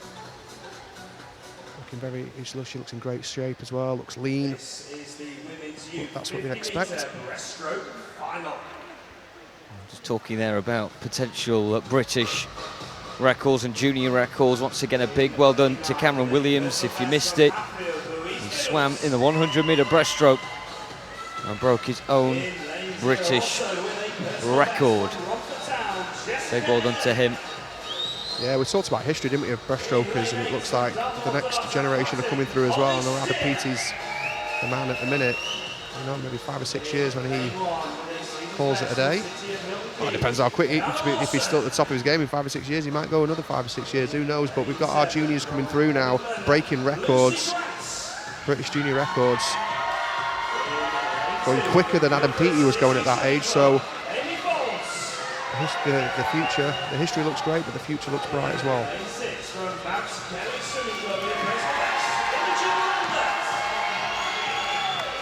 Well, Mount Kelly still in fine voice as they welcome Imogen Lambert to the pool side. Skipton's Paige Fenton, the quickest of the juniors earlier on today. 32.33 was the time that she got. Yeah, you can see the junior records are held by Imogen Clark as well, so strong junior and now a great senior. Transitioned well from the juniors into the seniors ranks.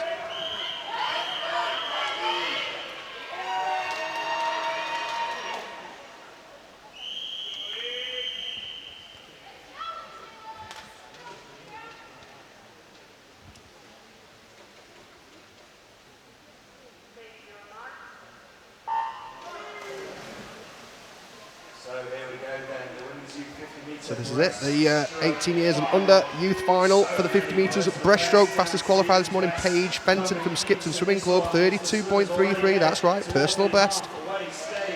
That's what we expect now after day one. And your guess is as good as mine. If we have a look at the pool here, this is unbelievable. Maybe 9 or 10 swimmers, blanket finish. Who's getting it? Looks like the Plymouth Leander swimmer in lane 7, Lucia Grant, maybe just on the touch. We're going to need the scoreboard. It's not, it's the Mount Kelly swimmer, 32.17. Hazel Oskin taking it down. It's Lucy Grant in lane 7 who takes the silver, and the bronze medal goes to another Mount Kelly swimmer, Imogen Lambert, 32.36. So, what a close race that was. Yeah, PB for Hazel Ogsten of Mount Kelly. His night seems to get better and better.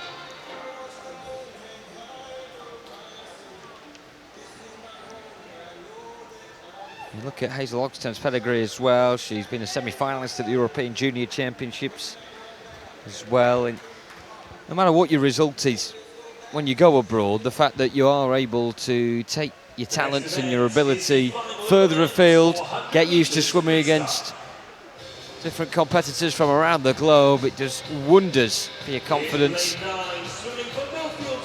And you can see that when they come back to home territory. Yeah, they've got that experience, that knowledge, I know it's not, you know, it's not a kind of sport where there's a lot of variations. It's just you and the lane, but it is that confidence and that experience of travelling abroad and racing different does give you that. It does give you that kind of edge. It does give you that experience. You know how to approach a race, how to control a race, how you feel in the water.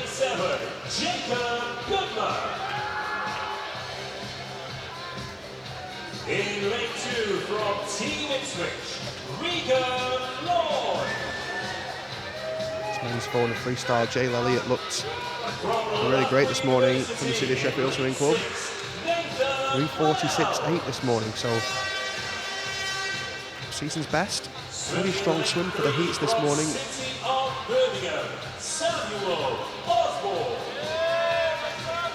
Isn't really missing about. He's actually got a personal best of 3:38.60. So let's see if he can get anywhere near. If he gets anywhere near that, he's easily going to win this race.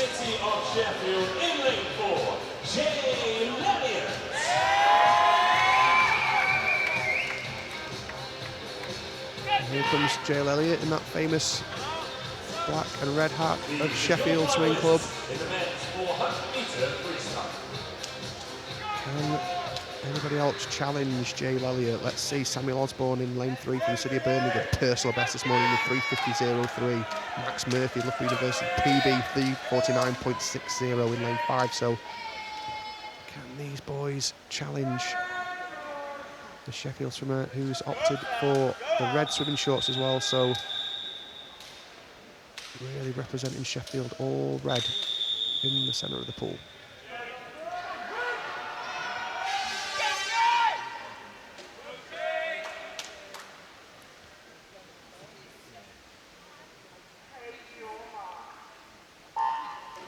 A fascinating race for a lot of these swimmers to end on tonight, the men's 400 free. Some of them may be back for the medley relay at the end of the night. For most of them, day one will be done at the end of this. On the near side as well, with the green hat from Millfield, is the youngest male swimmer in a senior final tonight, at 16 years of age, in Joseph Dayan. We've also got a couple of swimmers that have already been on the podium as well tonight. William Bell in lane 1, junior gold medalist in the 200 IM. Whatever happens in this race, he's got a medal around his neck from tonight. Same with Jacob Goodman as well from Millfield, senior bronze medalist in the 200 IM. Both of them will have done very well indeed if they're able to replicate that feat in this final. But Jacob Goodman ticking along at second spot in the early stage of this one, with Jay Elliott leading the troops out, as we suspected would be the case. Regan Lloyd going well actually, Team Ipswich, lane 2. Going well down here in lane 7, as well as Jacob Goodman. It's 150 metres down, 1:21.40 for Jay Elliott. See what he turns at the halfway point.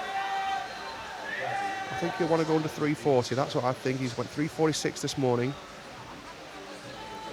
Looked very comfortable though this one, looked very smooth. Let's see at the halfway point. He's going to want to be looking around the 150, 149 mark.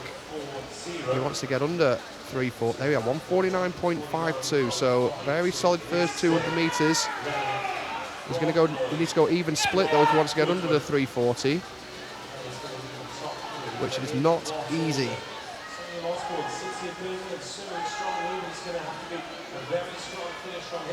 Can someone challenge him? We've still got a challenge there from lane 2. Regan Lloyd still in the mix, maybe a body length behind Jay Elliott. Still going well as Jacob Goodman as well. There you 1, 2, 3. It is Elliott, Lloyd, Goodman, your top 3, with 125 metres to go. Jay Elliott looking to try and get closer to that PB he's previously got than the season's best he recorded earlier on today. PB of 3:38.6. Time earlier 3:46.86. He's getting a bigger and bigger gap ahead of Regan Lloyd and Jacob Goodman, and they're split by 1/10 of a second in favour of the swimmer from Suffolk. But it could be a fascinating conclusion in that respect. Jale Elliott maybe with not as much room around him as he would have liked at this point. But the lead is extending. Is there a chance perhaps of Sam Osborne springing up a late surprise? You can see him just entering the screen on the right-hand side. Yeah, he's trying to contend for bronze. He's not going to catch silver, I don't think. It's a great swim from Regan Lloyd from Team Ipswich there, lane 2. PB 3:54.6. Let's see if he can get under that 3:50. No doubt who the winner's going to be, though. Elliott, let's check the timeout. 3:42.68. That's strong. Let's check out Regan Lloyd here. 3:46.28. He didn't just go under 3:50, he smashed it. That's a great swim from the swimmer from Team Ipswich there in lane 2. Jacob Goodman, 3:47.84 as well. That's a huge swim for him. That's 4 seconds, 3.5, 4 seconds off his personal best time as well. So Elliott, strong, dominant. Great swimmers for second and third place though as well. Huge personal bests. Now Jacob Goodman with his second bronze of the night. It's all about Jale Elliott. Gunned for gold right from the start. And, well, the red hat spells danger. His opponents cruising to gold medal there. And Regan Lloyd with a shout out for him as well with silver.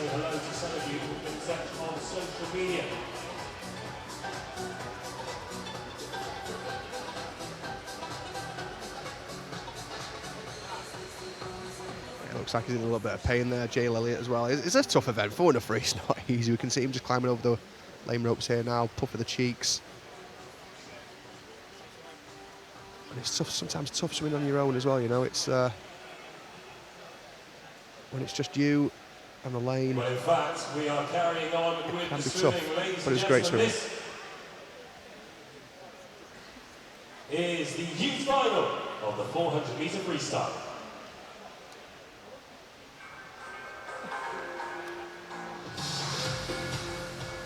In lane 9, swimming for Nova Centurion, Joseph Sadler. In lane 0, for Kokomo, Bill Screaming. From City of Leeds in lane 8, Dalton Clapham. From Wickham District in lane 1, Jamie Owen. We're getting ready then for this junior final, the last of our individual men's races this evening. We'll have a couple of women's 100-metre freestyle finals to come after this, and then it's the medley relays to complete the night's action.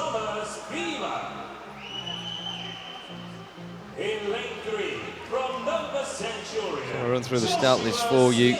Seen some of the fastest seeds from this morning coming onto the platform now. I mean, always get the swimmers in the outer lanes that feel as though they've got a chance to show what they've got about them. Those down the centre, some of them disappointed. They just had a little bit quicker in making the open final, so they've got a point to prove as well.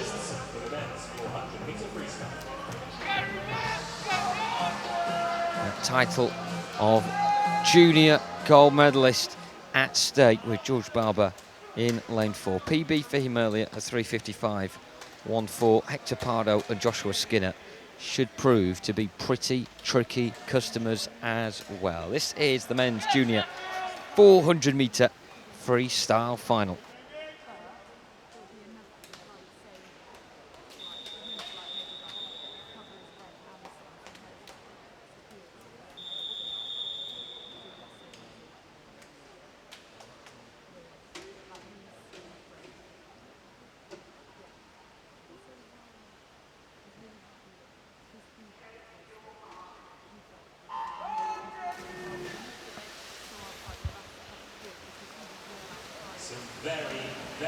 So here we go for the junior final of this 400-metre freestyle.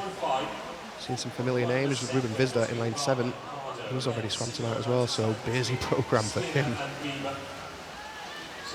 Showing some guts, stepped up for the 400 freestyle now as well. Great start from lane 5 here. Hector Pardo at Ellesmere College. A really successful junior swimmer, picking up medals in the distance freestyle events. Gold medal for the 17-18-year-old at the British Summers 2019.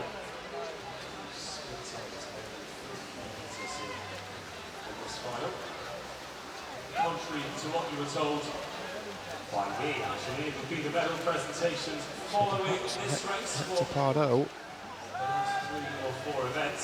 He's wanting to lead from the front here down this first 100 metres, 54.46. He's got this kind of long, this gangly stroke. Really uses these big long arms to his advantage. You can see he really reaches out at the front of their stroke, especially with that left arm, really reaches to grab and hold the water. Pull himself forward. He's just ahead of George Barber at the minute, another Sheffield swimmer. They're having a good night tonight, actually, as well.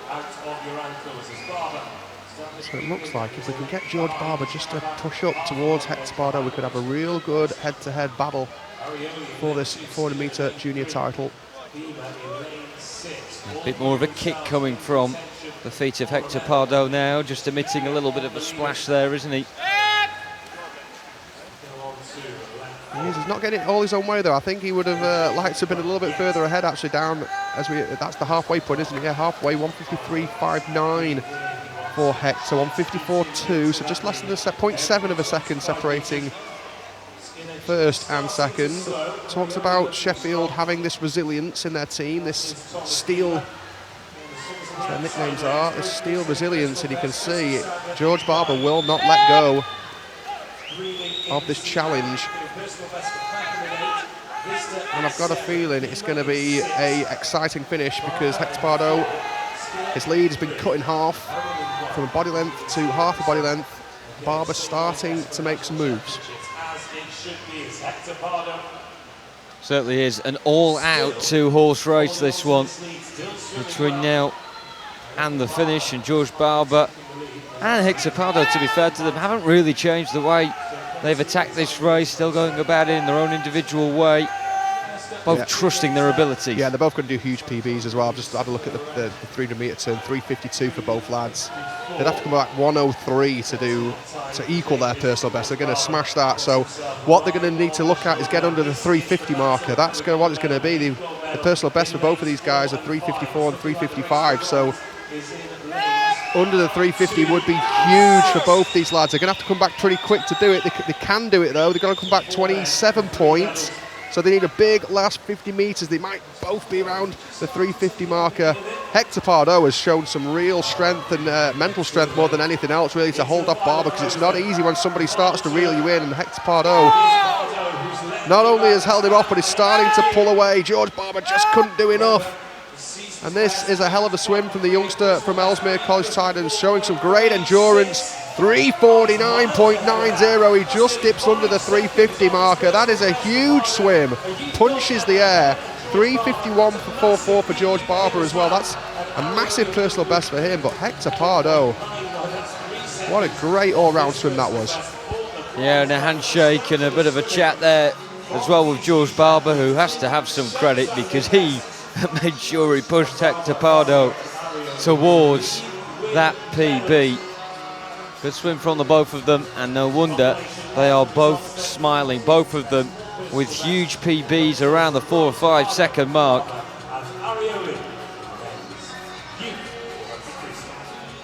And Hector Pardo will sleep very well tonight indeed.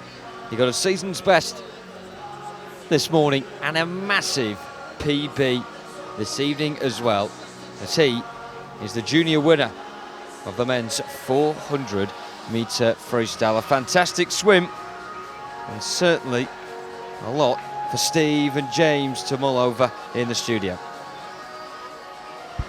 Well, we're back in the studio. James has joined us once again. The swimming keeps going, the swimming keeps entertaining. It's been absolutely brilliant. Yeah, superb. Yeah, it's been great. That last race, that 400 freestyle junior race, was so great. I mean, I was so impressed with with what's his name, Hexapardo. I want to pronounce it right. Hexapardo and Ellesmere College swimming team. We must be so proud of him because he had Barber, the Sheffield swimmer, right on his tail the whole time, and Barber looked like he was starting to come back, and that's really tough as a swimmer. When someone's catching you up and drawing you in, it hurts so much more. But Pardo showed some great resilience, and if anything, he pulled away down that last 25. So showed not only great mental strength, but he's in great physical condition as well. So congratulations to him and the Ellesmere College team. Yeah, and for the juniors especially, that's something that doesn't necessarily come naturally either. They might be trained to swim very, very quickly, but sometimes when you're in the battle for medals, it doesn't really come down to that. It doesn't matter about your technique, it comes down more to heart. Yeah, I mean, to be fair, in terms of technique, when you're in a race, it's almost robotic. You're not thinking about your technique when you're in a race. You're not thinking about, I've got to keep a high elbow, I've got to keep this head position, That's what you do in training. You practice it a million times in training, so when you get to a race, you don't think about it. It's more about being in the race. It's more about adapting to the conditions. And Hector Pardo there showed absolutely superb, not just technique, but mental and physical ability as well to hold off that late charge from Barber. Great to see. Well, a big shout out there to Cameron Williams from Dartmoor Darts, the British junior record breaker in the 100 breaststroke. Cameron Williams from Loughborough picks up the senior bronze. Representing City of Liverpool, Roger Williams. Roger Williams Roger was excellent. Yeah. Swam really, really well.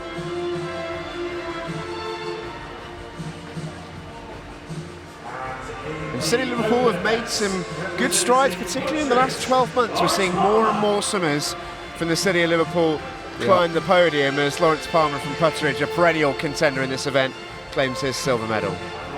Yeah, it's well, I mean, Liverpool have got a great swimming pool. Nice 50-metre swimming pool down there. There's been some national competitions there being held there. So when you got a pool like that, if you get the right staff and the right environment, you can produce really great swimmers. So congratulations. And Putteridge as well. You don't hear a lot of Putteridge from Putteridge Swimming Club coming through. So it's great to get them guys on the podium as well. Whatever they're doing down there, they're doing something right, doing something well. So senior bronze and a junior gold for Archie Goodburn. He's got a bright future, hasn't he, Archie? He's looked strong all day. Be excited to see what he can do for the rest of the weekend as well. So well done, Archie. David Murphy picks up the senior gold. Again, one of our beautifully titled trophies. I don't know whether you fit the name of the title on that thing. I know it's pretty big, but it's to be a small font. Yeah, it's carved on the bottom there. Big smiles. So we're the best part of the way through our programme at the moment, Jimmy, and we've still got a little bit to come. We've got the 100 free and the medley team, our first relay of the competition. We've seen relays in this competition down the years be absolutely amazing because it truly is. No one really cares. They just throw it at it and see what happens because they take their single races seriously. They're in training. The relays is just all about fun, how quick can we go, or team element. That's it. And it was East Leeds this morning, wasn't it? East Leeds who impressed. They were so great, and you can see the battle in the pool, and that's what's so great about being part of a real team, especially at a club level as well, because you're not. Because swimming is an individual sport. When you're stuck behind the blocks and you've got the lane, it's just it is just an individual sport. When you've got your teammates and you're racing against the Loughboroughs, and because I swam for Stockport, some of our rivals would have been like Liverpool and Leeds and those sort of swimming clubs. You want to beat them on a pride club kind of level as well, and that's what these guys want to do as well. We know a lot of these clubs have got a lot of pride. You look at your Plymouth Leanders, you look at your Millfields, you look at your Mount Kellys, you look at your Loughboroughs. They love these team events. They love it. They pride themselves on it. So that's why I was so impressed with East Leeds this morning. I mean, I thought they were superb, and I've got a secret little how do I want to say? I want them to win. Basically, I'm just going to say I've got a little thought behind that. I wanted these guys to push on and win. They're a really strong club, East Leeds. They've got a really good Masters team there as well. They swim in the Masters events, and they're just a really good group of proper northern blokes, and they really do love the relays in particular because they just get to have that team element, which is what it all comes back to. We're currently watching the ceremony for the 200 IM for the girls, by the way.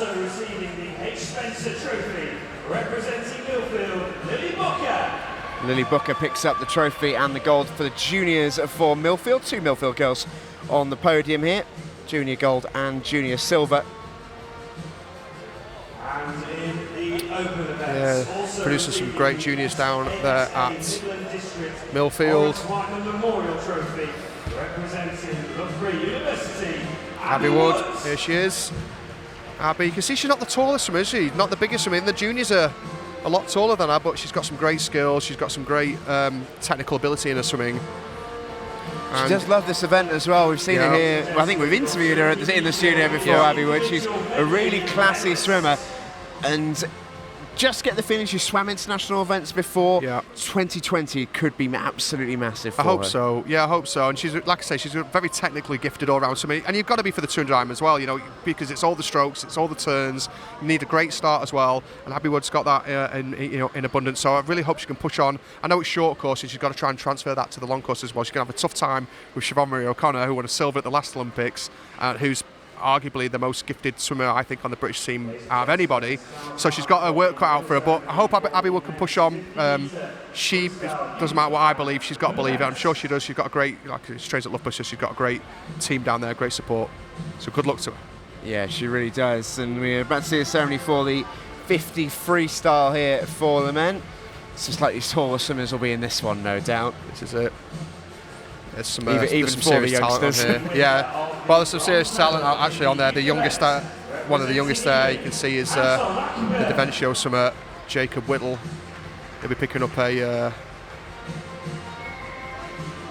This is Antona Kopian picking up the junior gold, the junior bronze, I should say. And in typical 50 freestyle fashion, the junior bronze is the tallest man on the podium. Yeah, yeah, there he is. Absolutely massive. You see some serious talent.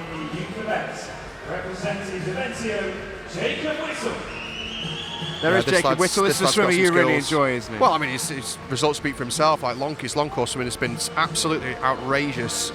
I think he went 48 long course, 100 freestyle, 15, which put him, I believe, the fastest ever on the planet for a 15-year-old.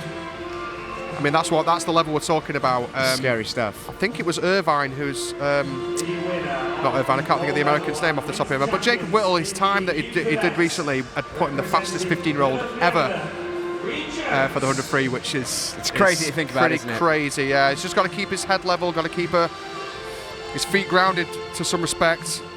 And you can tell as well that comes through technique, because he's not some genetic freak who's developed early. Do you know what I mean? He looks like how a 15-year-old should look. He's just exceptionally fast. Yeah, he needs a haircut as well. But no, you're right. He's not the biggest. You can see on the podium there, he's not the biggest by any stretch of the imagination. Sometimes you see swimmers come. 15-year-old. He's big, but sometimes you see these swimmers come through as teenagers, and I think of someone like Freya Anderson, for example, who was nearly 6 foot as a 14-year-old. Yeah. And she obviously is a phenomenal swimmer, but that gave her that physical advantage over swimmers. Yeah. When she was that age. But listen, she's technically gifted as well. Of course, yeah. And you see swimmers who are 6 foot at 14, 15 who aren't technically gifted, but will that strength and that power at that age will get them the gold. But by the time they get to 16, 17, 18, when everyone's kind of caught up, you've not got that technical ability, you will not make it to the top. Exactly. It's impossible. This is almost the point I was raising, in the sense of, because he's not got that, he's only got technique to fall back on. So should he get a little bit bigger, a little bit stronger, a little bit more stamina? He's a scary prospect. No, it is. It's a great. The future looks so bright for him. Like I say, if he can keep that level head and keep that the stuff in training going well, do the right things in training, eat the right things, act like a professional, which I'm sure he is. And he's got a great club there, Devencio, coached by Jamie Main, I believe, down there. So he's got a great opportunity to push on. And he's got that crucial age now where he's 15, 16, 17. We always see the drop off. It's the age, isn't it? Where we turn from a boy into a man, and distractions enter your life. So many distractions. Yeah, I mean, 15, 16, 17, you've got like some of my best mates from my schoolmates. I had really good mates actually who understood what I was all about, what I was doing. But there's the temptation of going out partying and drinking and doing all that sort of stuff. You get boyfriends and girlfriends around that sort of age that can maybe distract you a little bit. So it is a tricky time. School, you got your education where you got to try and balance it in the right way. You got to find that right balance. So there's loads and loads of distractions. When you turn professional, I turned pro at 18, and it was just all about swimming. That was it. Swimming was my main focus. It's what I woke up to do. It's what I ate around, I socialised around, and so it's. But when 15, 16, it's a tough age. But listen, he's on the perfect path at the minute. He's swimming well. His times speak for themselves. It's just incredible. So good luck to him. Good luck to the Vencio team.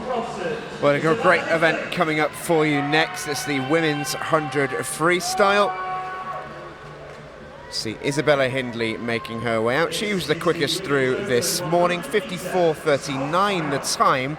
Keep an eye on young Tamrin Van Selm, the Bromley swimmer in lane 5. 15 this year, just half a second back. Take you through this one is Jonathan Bell.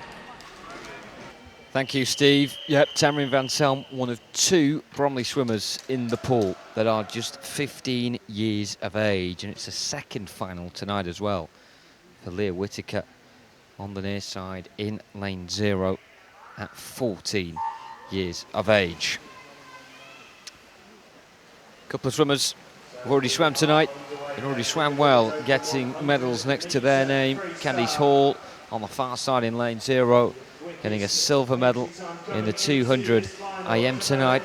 Silver was the colour as well for Isabella Hindley in lane 4 in the 100-metre backstroke, but very much the favourite in the 100 free here tonight as well. We also have one of our Irish swimmers, Erin Reardon from Dublin in lane 3. Some real scattered ages around the pool, but close in terms of time. But leading this one, Isabella Hindley of Brompton. Doesn't she look good as well? I mean, that first 75 metres, so strong and powerful, and she's built a lead that no one can contend with. Let's check the clock and see what time she does. 53.76. That is a huge personal best time and a massive win for Isabel Hindley and the Brompton swimming team. You are the national short course champion, so congratulations to her. That is a hell of a swim.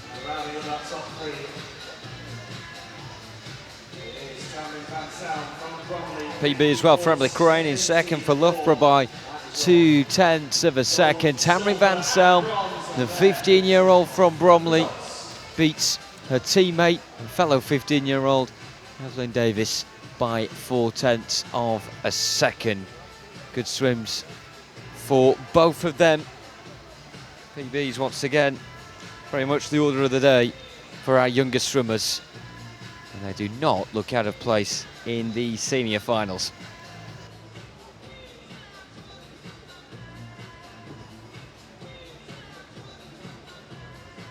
Final individual race of the night coming up. Well, let's go out once again. Soon it will be lights out for day 1. Let's hope we have a couple of smashing races to finish proceedings with the junior final for the women's 100 free.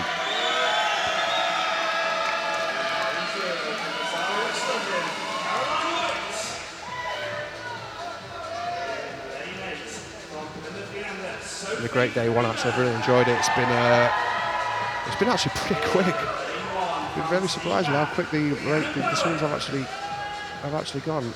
Personal bests all over the place.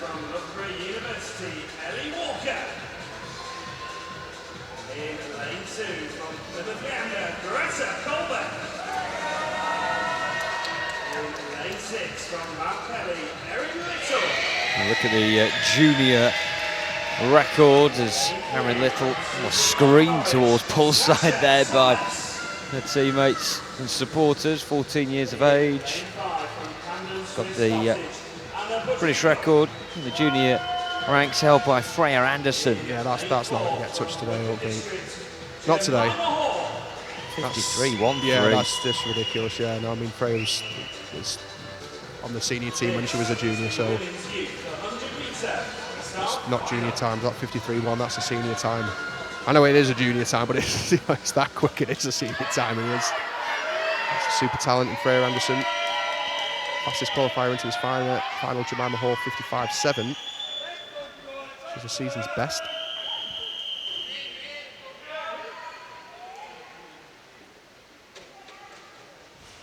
Maybe one of the girls can prove me wrong and do something out of this world.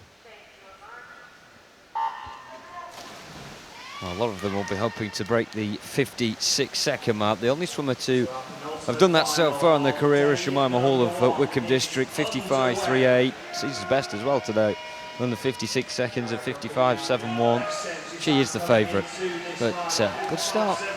There in lane 6, Erin Little, youngest in the pool of Mount Kelly. Yeah, timing's a little bit off in a stroke. She's kind of spinning a little bit. It might work to 50. Whether it'll work for 100 metres, I'm not sure. Let's see if she can hold on. Erin Little, 14 years old. 56.5 this morning. She's a decorated swimmer already in her own right for her age group. Silvers and gold medals all over the place for 100, 200 and 50 freestyle. And you can see she's just starting to tie up a little bit now. And can she hold on? Actually, she might just do it. Her arm's long enough. Not quite. It is. Goes to Jemima Hall, 56.00. The fastest qualifier wins the junior final. Erin Little just comes by 0.1 of a second, taking the silver medal, and the bronze medal goes to Ella Walker from Loughborough University. It was a great effort actually from Erin Little. She went for it from the start, didn't she? I think her tactics were to go for it and try and hold on. And she didn't quite manage it because of Jemima Hall, who goes slowest than she has done today. PBs for Erin Little, Nellie Walker, who finished in second, and third. Jemima Hall, 56 seconds on the dot. Good enough for her to take the gold, and she is dominant at this event in the junior ranks. And she has the form to prove it. Ladies and gentlemen, this is the final race of the evening. Now we've got the relays. Team medley. In lane 9, please welcome University of Nottingham. Well, we've got quite a few teams taking part in this that we've seen with individual swimmers over the course of the night do very, very well. And it bodes for a cracking race. Look at Plymouth Leander. Well, for most teams, I think a lot of their male swimmers are taking part in this, but Plymouth Leander's team are that big. They've probably got another 20 or so swimmers on the far side with the grey t-shirts ready to support them. Yeah, big team support on both sides for Plymouth. And I'd be interested to see if they switched any swimmers out from the heats for the final. Plymouth are a very strong all-round team. You'd expect them to be first or second, really. They're going now actually into lane number 6. In lane 3, East Leeds.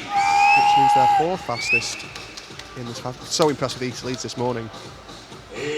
Won their heat in 141.94. Mount Kelly A coming out. Again, showing their strength in depth by qualifying second fastest into this final. And now you'll see the City of Manchester team coming out now. You can see the familiar figure of Sam Horrocks. He'll be swimming the butterfly, I would presume. But this means a lot actually to a lot of these swimmers. A lot of these swimmers, they almost get more psyched up for the relays because you're not just swimming for you. You're swimming for your team. So you'll see them more psyched up. You'll see a lot more bouncing, a lot more slapping behind the blocks, and high-fiving, that sort of thing, because you've got that extra added pressure of doing it not just for you but for your team as well. Well, here it is, final race on this Thursday night here in Sheffield, the men's 200-metre medley relay.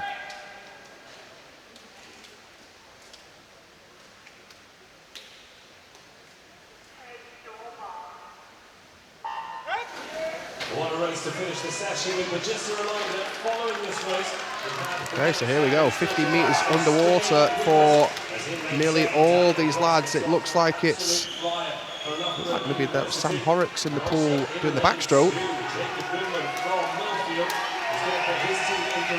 Nice start out there from lane 3, that's East Leeds. They had a great heat swim this morning as well, going well is lane 7 as well. Loughborough University, we didn't even mention them actually in the talk as they were coming out. Of course, Loughborough have got to be one of the favourites, so I'm sure they'll have changed a couple of swimmers for this final. Loughborough University here in lane 7, leading the way at the moment. Going well out there in lane 3 are East Leeds. Also, the City of Manchester fastest qualifiers going well. Loughborough University are storming ahead at the minute, and I think they've saved some swimmers for this final.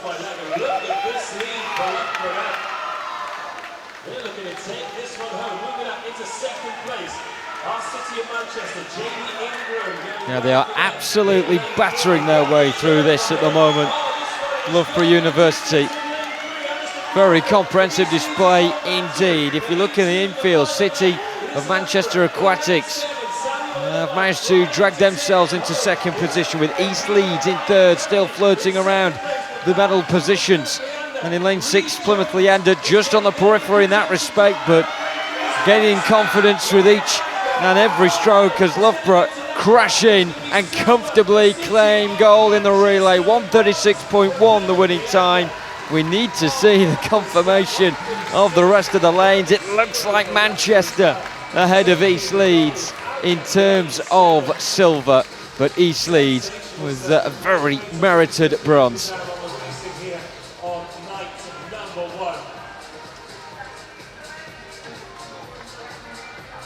Yeah, so impressed with East Leeds. Congratulations to those guys picking up that bronze medal. A huge performance from Loughborough University in this final, though. They've obviously switched a few swimmers around from the heats, which is very common, actually. It's very common to swim your fastest swimmers in the evening. You can see that's what happened with Loughborough. Manchester picking up the silver. Nice one from Leeds as well. What a way to complete the night's racing.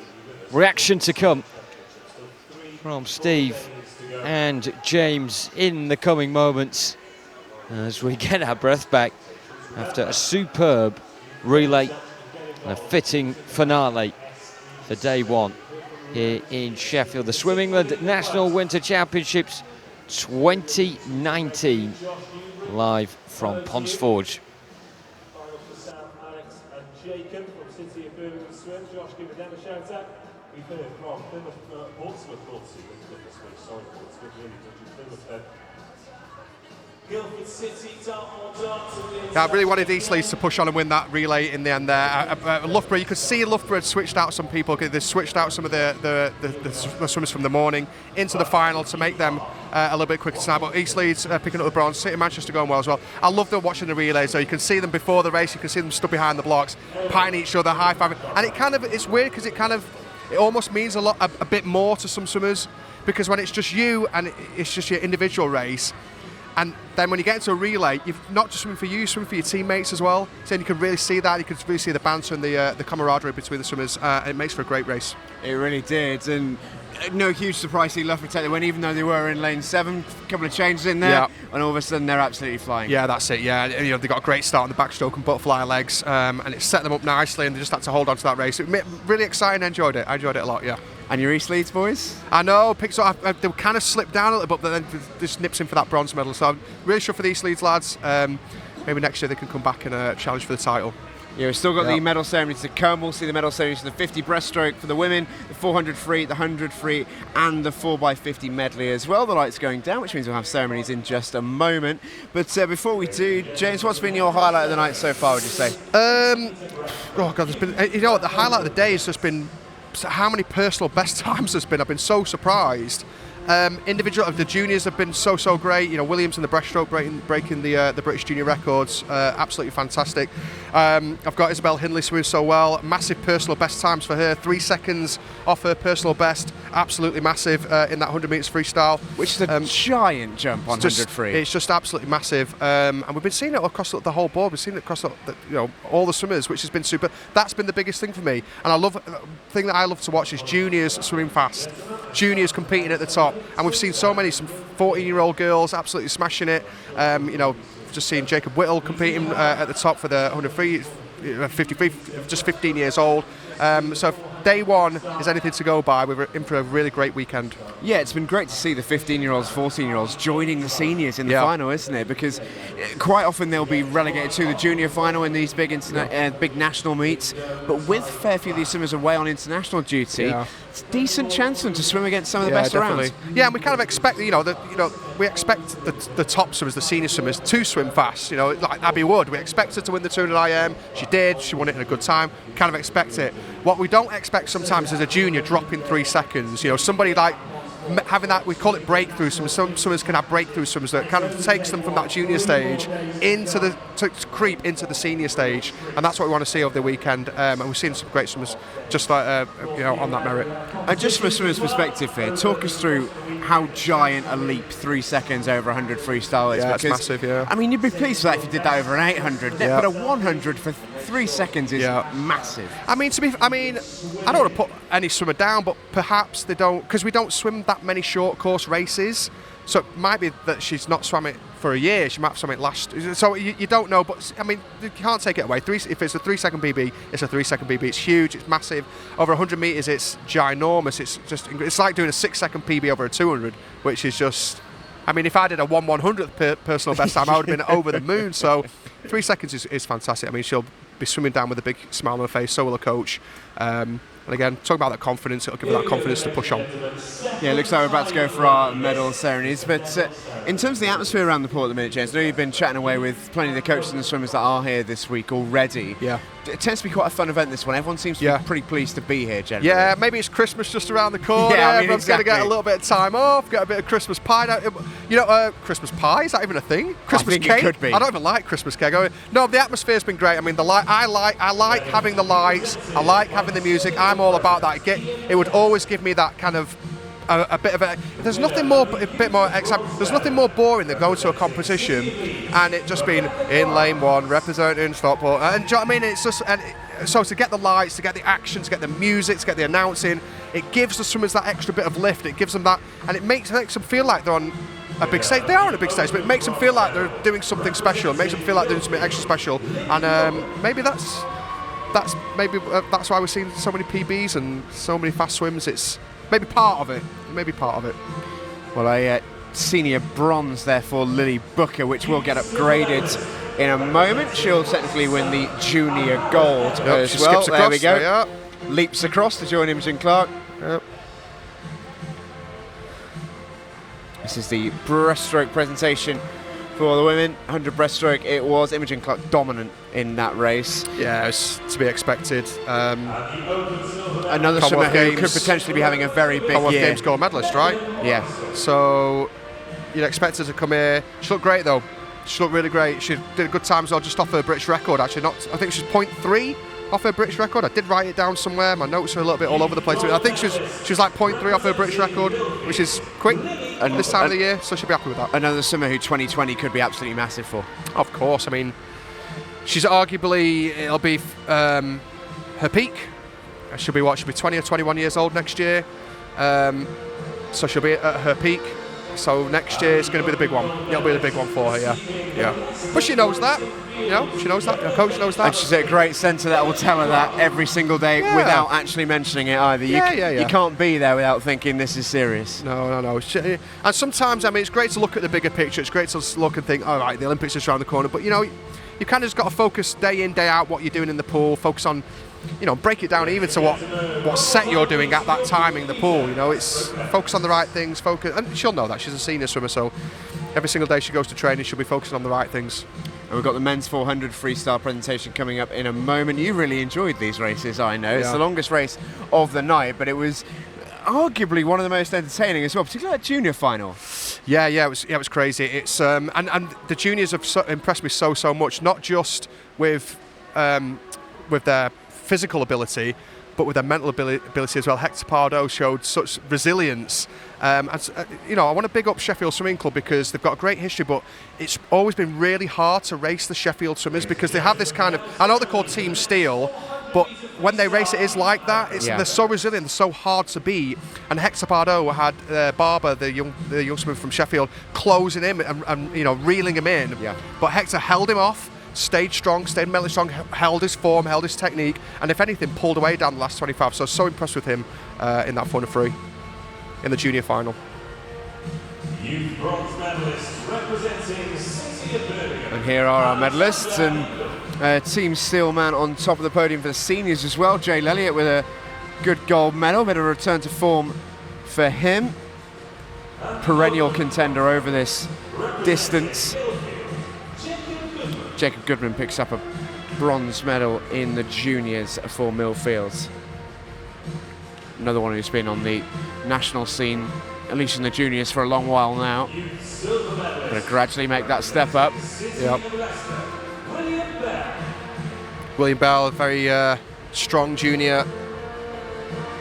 Winning you almost forget how young he is. Yeah, winning age group medals, although he's a bright prospect for the future. I think he's puts a pretty good 1500 together as well, so middle and long distance freestyle seems to be his bag. It's Regan Lloyd picking up the silver for Team Ipswich. Also receiving the Midland District Marl Rutter Trophy, representing City of Birmingham, Samuel Osborne. And Sam Osborne from City of Birmingham, who swam in the senior final.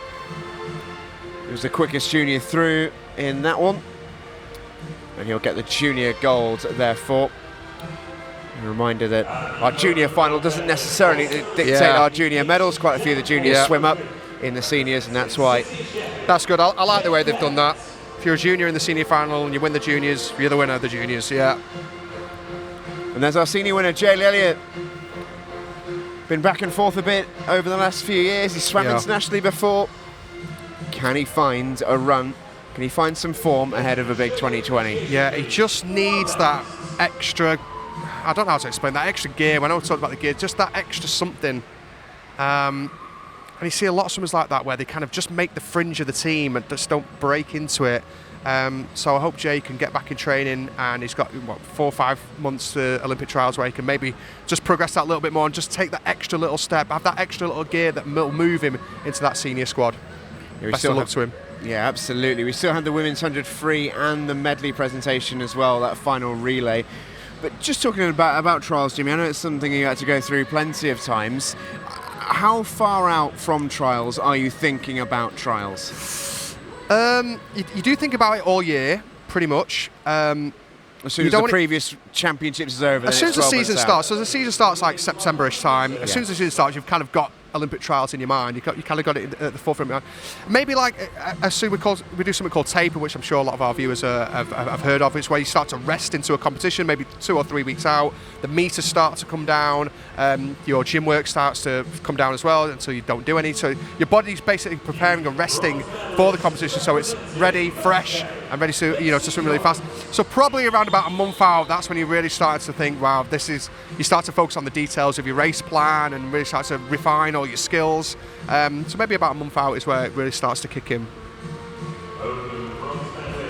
And the general consensus seems to be amongst our swimmers that it's the hard miles in the pool in the winter, those awful 5 a.m. get-ups when it's dark. Yeah. That's where you really see the benefit come May, June, it's like July. the foundation. It's like the foundation of the season gets laid in those early months. And it's tough. Like, I found it really tough. It's because it's dark. I'm a warm weather creature, so I like the sunshine. I like the heat. So getting up at 5 in the morning when it's scraping my car in Stockport. I mean, I was born in the Seychelles, for heaven's sake. Like, do you know what I mean? Like, I'm not used to this, But unfortunately, my mum's from Stockport, so we had to move there. It's I don't take it. I love Stockport, but it was tough for me. It was really tough. But it lays the foundation. Doing these long meters at this time of the year lays that kind of foundation.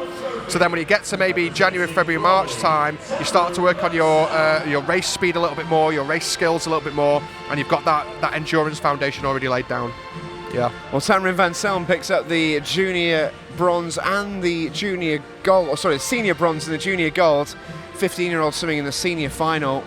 Really good performance from her as well. Qualified into that in lane 5. She looks tall. She's tall. Look, next to this.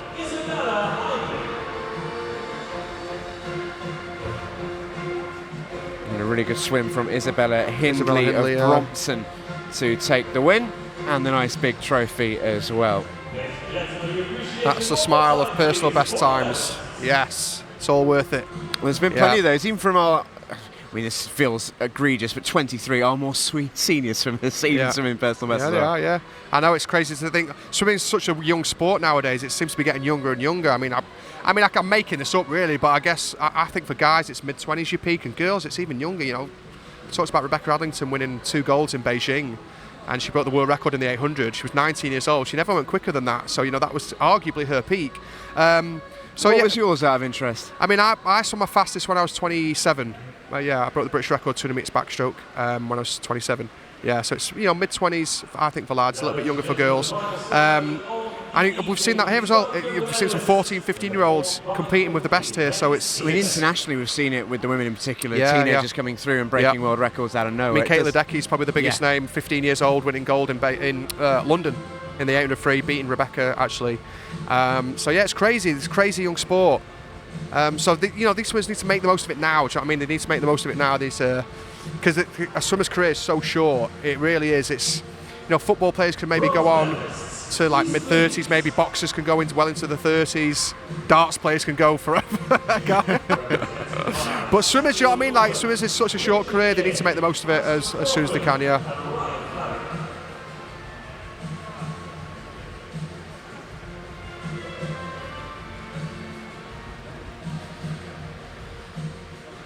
Another East Leeds swimmer. They're having a good meet actually, aren't they? Big smile on their face. You don't hear much of East Leeds Swimming Club, and they've come and represented at this meet. They've had a great first day. Very impressed. Only 2 of them managed to make it to the podium though. Yeah, what's that about? Where have the other 2 gone, eh?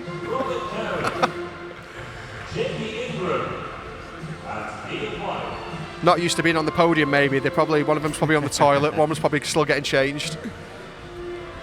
These lads are used to it though. Team. Yeah, they're used to being on the podium. They might be a little bit disappointed with second, There was no denying Loughborough though, was there? They made a couple of changes and... Gold medalists and swimming champions, Loughborough University. Loughborough just too good in the end, out in lane 7 after their heat swim this morning. And it was a very, very strong Loughborough performance. Yeah, the freestyle swimmer could just cruise into the end if he wanted to. The fly, breaststroke, and the backstroke, breaststroke, and fly legs were really great. Were really, really strong. Yeah, it must be a pretty nice anchor to swim when you know that your teammates have done some really good hard work for you. Yeah. If I did realise that for my club, I'd generally go last, and it was nice when you had a few body length leads. You could just cruise it home. But to be fair, I did like the close ones as well. And especially if you win the close ones. If you don't win the close ones, you're kind of seen as a bit of a villain. But if you just touch out and win the close ones, it's like you're the hero in the pool. It's great. It's great. And I suppose you didn't usually have this at your level, I know. But if you have that little bit of a lead and you're the one being chased, I can't imagine it's too nice if you know there's someone quick coming in behind you. No, it was always tricky when you were maybe half a body length in front, because you're like, oh, I could be beaten here, what's going to happen? It's tough, but I used to really enjoy it. I wish I'd done more relays, actually. I didn't really do many on the senior team. I had some tough 100 backstroke swimmers when I was, I had Liam Tancock and Chris Walker-Hebburn, Gregor Tate, those sort of guys. So the 100 backstroke really wasn't, but I wish I'd kind of done it more. I do wish I'd done it more. It does look like it's fun. They've got the mixed medley relays going now as well, which makes for great watch and great television. So, we'll have the women's tomorrow, I guess, as well. Looking forward to it. Yeah. James, thank you so much for joining us this evening. We've absolutely loved having you, and we've loved having you as well, ladies and gentlemen. Loads on the way this week. We resume tomorrow, fresh at 9 o'clock on the stream here on Swim England, and we'll be back with you at 4:30 tomorrow with our finals. As the lights go out here at Ponds Forge, we'll do it all again tomorrow. From Ponds, from myself, and from James. It's good night.